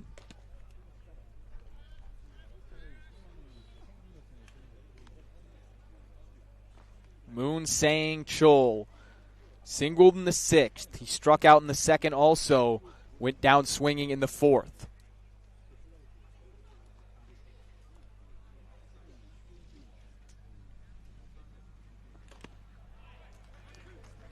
Into the glove of DeLuca, 1-2. A strikeout would be nice. Also, a double play would be nice. Gleason was able to help himself out and get KT to roll over in his inning of work. Let's see if Elliot Johnstone can't do the same. Not on that pitch, count evens.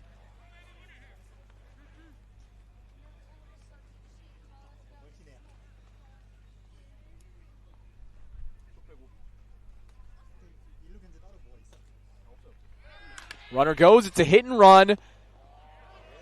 Wow, Morgan McCullough, a double play all in one motion. He fielded it at the same time he stepped on the bag because of the hit and run. Perfect. And there's the double play that I was just mentioning. Oh my gosh, the wizard. We don't call him a wizard for nothing. That was one of his most wizard-like plays. He said, I'll take care of it all. Right place, right time for Morgan McCullough. Also Elliot Johnstone. There are 2 outs for the pinch hitter, Lee Gyun-hung.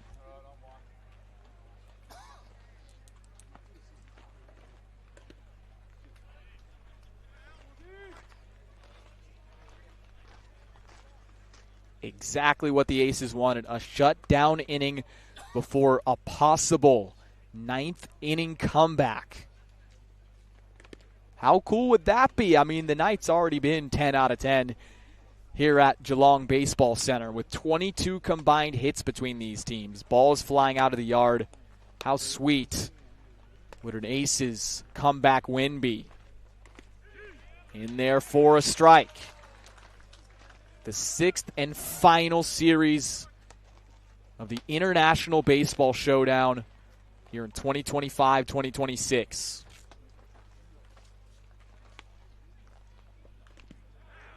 Just staying alive is Lee.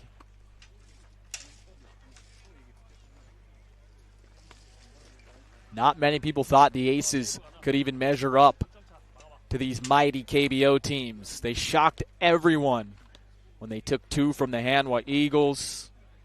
Looking to do the same here against the KT Wiz, another fantastic, well-run franchise.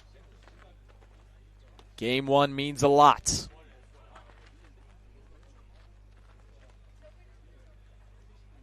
Johnstone got him swinging. All right, folks, buckle up. Top of the 9th coming. Now or never for the Aces. 8-7 KT leads in game number 1 of the Aces v KT Wiz Diamond Duel.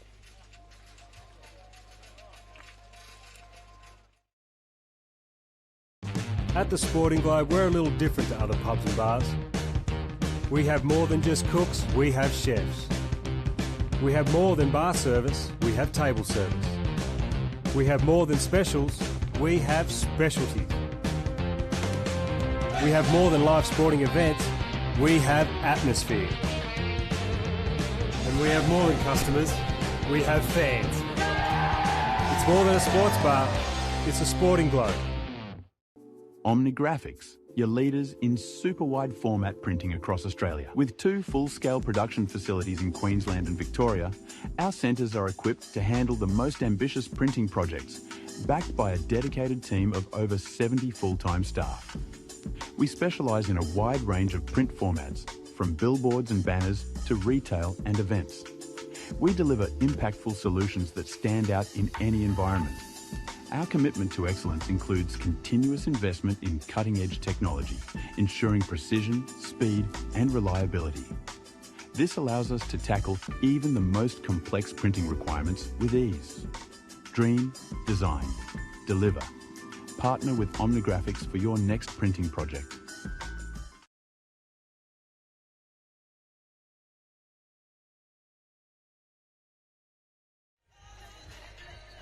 Welcome back. Opener here. Game number 1. Aces v KT Wiz Diamond Duel. It all comes down to this. Aces 3 outs to work with to either score 1 or take the lead. Trailing 8-7. It's Jordan Ellis to lead off. Called strike from the new pitcher. It's Lim Jun-hyung, the former LG Twin. He was actually traded mid-season last year to the KT Wiz.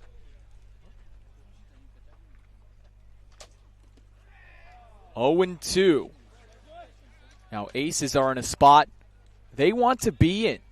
It's actually pretty miraculous. When KT scored 5 in the first inning to go up 5-0, I don't think a lot of people would have believed you if you said it would be top 9 in a 1-run game. But the Aces battled their way back into it all game long.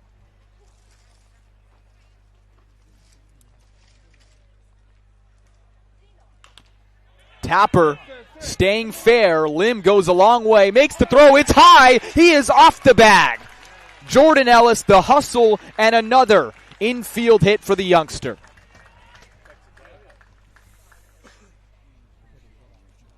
The unsung player of the game for the Aces. Jordan Ellis, who is just flying down the line 110%. His team in a do-or-die spot in the 9th inning, and it's a leadoff runner aboard. How big is that?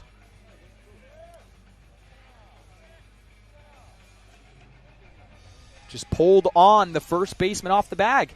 Nothing he could do. Gomez shows bunt. He gets it down. It's foul, and it caught his body as well. Looked a bit painful.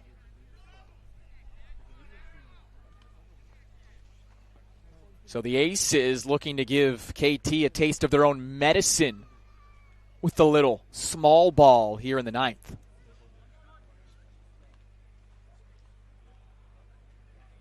It's Kwon at third, playing about even with the bag here. No bunt this time. It's 1-1.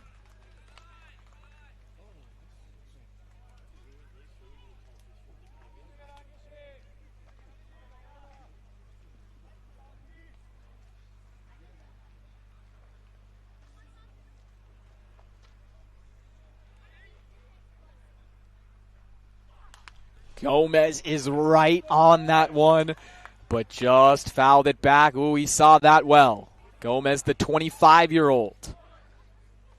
It's only his third season in professional baseball. Gomez had a very long college career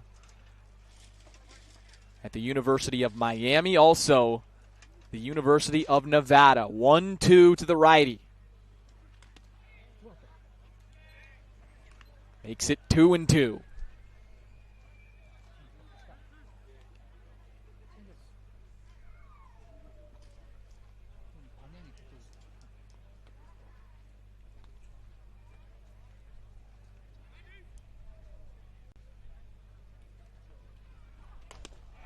He gets Gomez swinging. It was on the chaser. A good pitch from Lim. Out number 1 in the ninth. And it's hard to get Gomez to chase. You saw the reaction on his face. He doesn't strike out often, and he doesn't expand the zone often. Typically a very disciplined hitter. You have to give credit to the lefty Lim. Well, here's a lefty at the dish, Morgan McCullough. Singled in the 5th. He's also walked. Check in back on first, and you remember how the 8th inning ended for the Aces. It was Jordan Sickett getting picked off. Luckily, nothing doing there with Jordan Ellis, but Morgan McCullough has reached base 8 times in the last 4 games. Can he do so with 2 outs left to go? First pitch fouled away.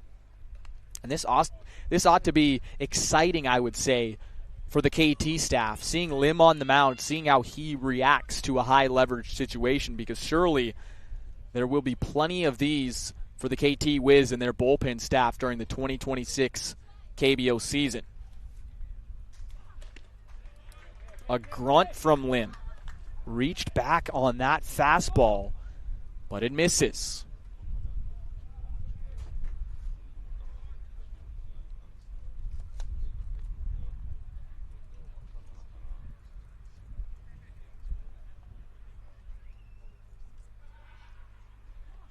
Morgan McCullough up the middle, a base hit.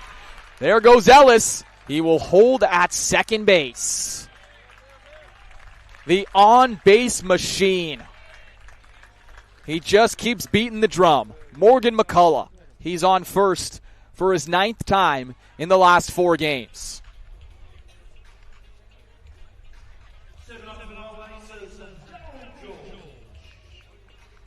Daryl George.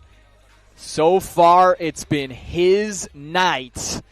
And now he stands in at the plate with Ellis on second and McCullough on first.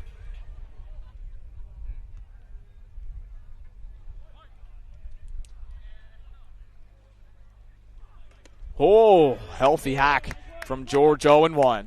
If you're just joining us, Daryl George doubled in the 3rd. It was an RBI double. Then in the 5th, he completely left the yard. He homered to the deepest part of the park in left center field. He's accounted for 3 of the Aces' 7 runs.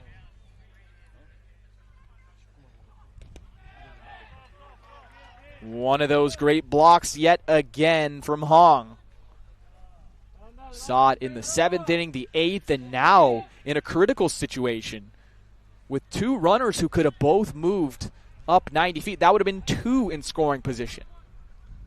But instead it stays all the same.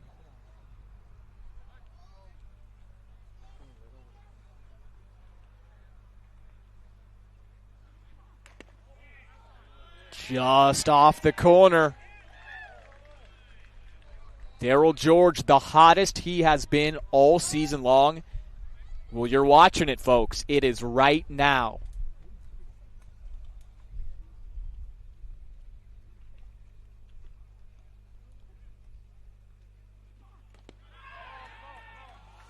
Sound like a broken record. Another block from Hong.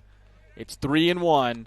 Lim is on the verge of loading up those bases. It's Calvin Estrada who's waiting on deck.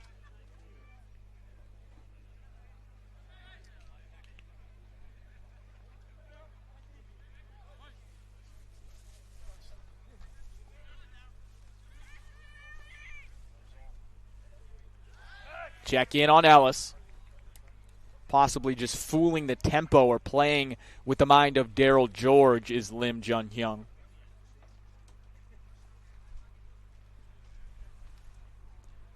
The 15-year Melbourne ace, Daryl George.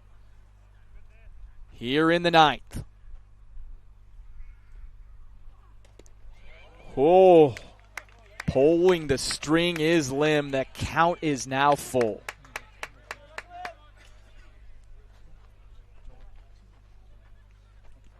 Can't ask for better baseball. 1-run game, 2 runners on. 9th inning, full count with your franchise player at the plate. Let's do it.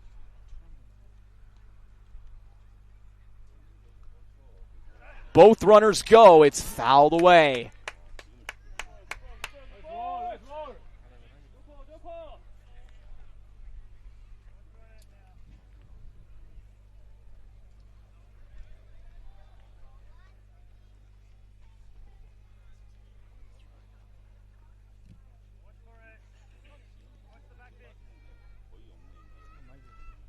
Can Daryl George send this crowd, this packed crowd at Geelong Baseball Center, into a frenzy? George, left field, but it's hanging up. It is into the glove of Kim. Both runners will have to hold. The Aces are 1 out away from dropping game number 1 of the Diamond Duel. And man, Georgie just missed it. Just missed it by a hair. Didn't get quite enough barrel. Was a good ride. And remember, this park is much bigger, plays much bigger in the outfield than Melbourne Ballpark. Just at that warning. Who knows? That could have gone. That could have gone in Melbourne Ballpark. And the wind has also subsided, which also didn't help the case of Georgie. But last chance for the Aces. It's Estrada. Estrada will watch strike one, 0-1.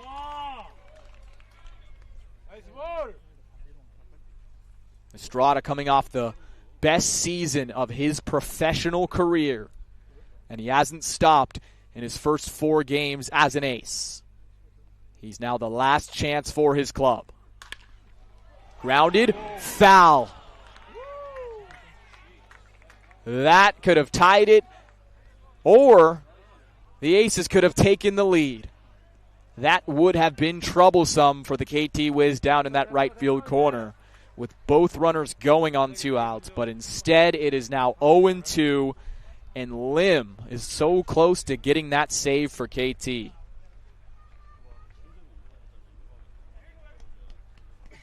Game 1, Aces v KT Wiz Diamond Duel. A special game here at Geelong Baseball Center. It has been a wild ride.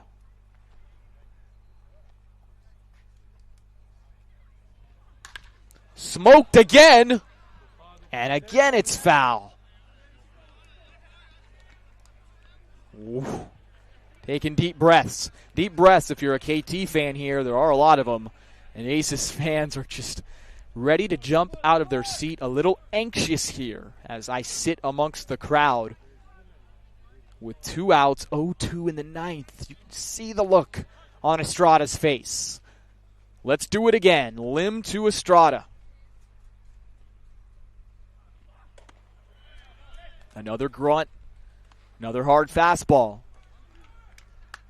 And you could see, by the way, that Hong set up, that was a pitch that was going to be out of the zone. He almost stood up behind the dish. Ellis on second. McCullough on first. Estrada down to his final strike.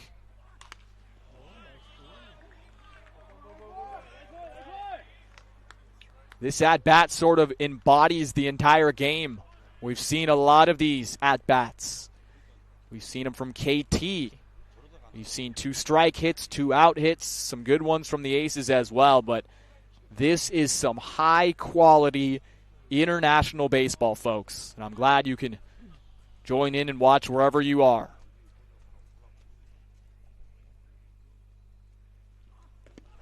Strike 3. Lim shuts the door for the KT Wiz, and that'll do it. A roller coaster of a game number 1 in the Aces v KT Wiz Diamond Duel, but the Wiz come out on top. They beat the Aces by a score of 8-7, and a big round of applause from the fans, because this is more than wins and losses. This is more than balls and strikes on the field. A special event here at Geelong Baseball Center. Never before has this International Baseball Showdown been played on this brand new surface. Thanks to everyone involved with this game, starting from the mayor of Geelong, Mr. Stretch Contel, also the Geelong Baycats Baseball Club, and also the East Belmont Saints. Well, it was the KT Wiz who put up 16 hits on the board. You heard that right, 16. It didn't look like they were in off-season form, playing in their first game all 2026 in their spring training. It looked like they were in July form. The Aces battled after their early deficit, down 5-0 in the bottom of the first. The Aces scored 7 runs on 8 hits, 8-7 game, but pretty much everything you can want. A packed ballpark, fans having a great time, fans from everywhere. Remember, this is growing the game for the Aces. This is growing Australian baseball. There's more eyes than ever, over 1 million eyes in the Sky Battle Series versus the Hanwha Eagles, and who knows what this is going to produce. But thank you so much, folks, for joining me. I have been Andrew Henderson. After game number 1 of the Aces v KT Wiz Diamond Duel, to my amazing team with Sportscast, I had Andrew McLeish next to me. I had Matty freaking Ice next to me to my left, and it has been one heck of a ball game. All right, folks, don't cry. There's more baseball Friday and Saturday night, games 2 and 3 to conclude this series, all at Melbourne Ballpark. Get your tickets now. If you can't, well, you know exactly where to watch, right here on the Aces YouTube channel. Once more, it's Andrew Henderson signing off, and I will see you on Friday night.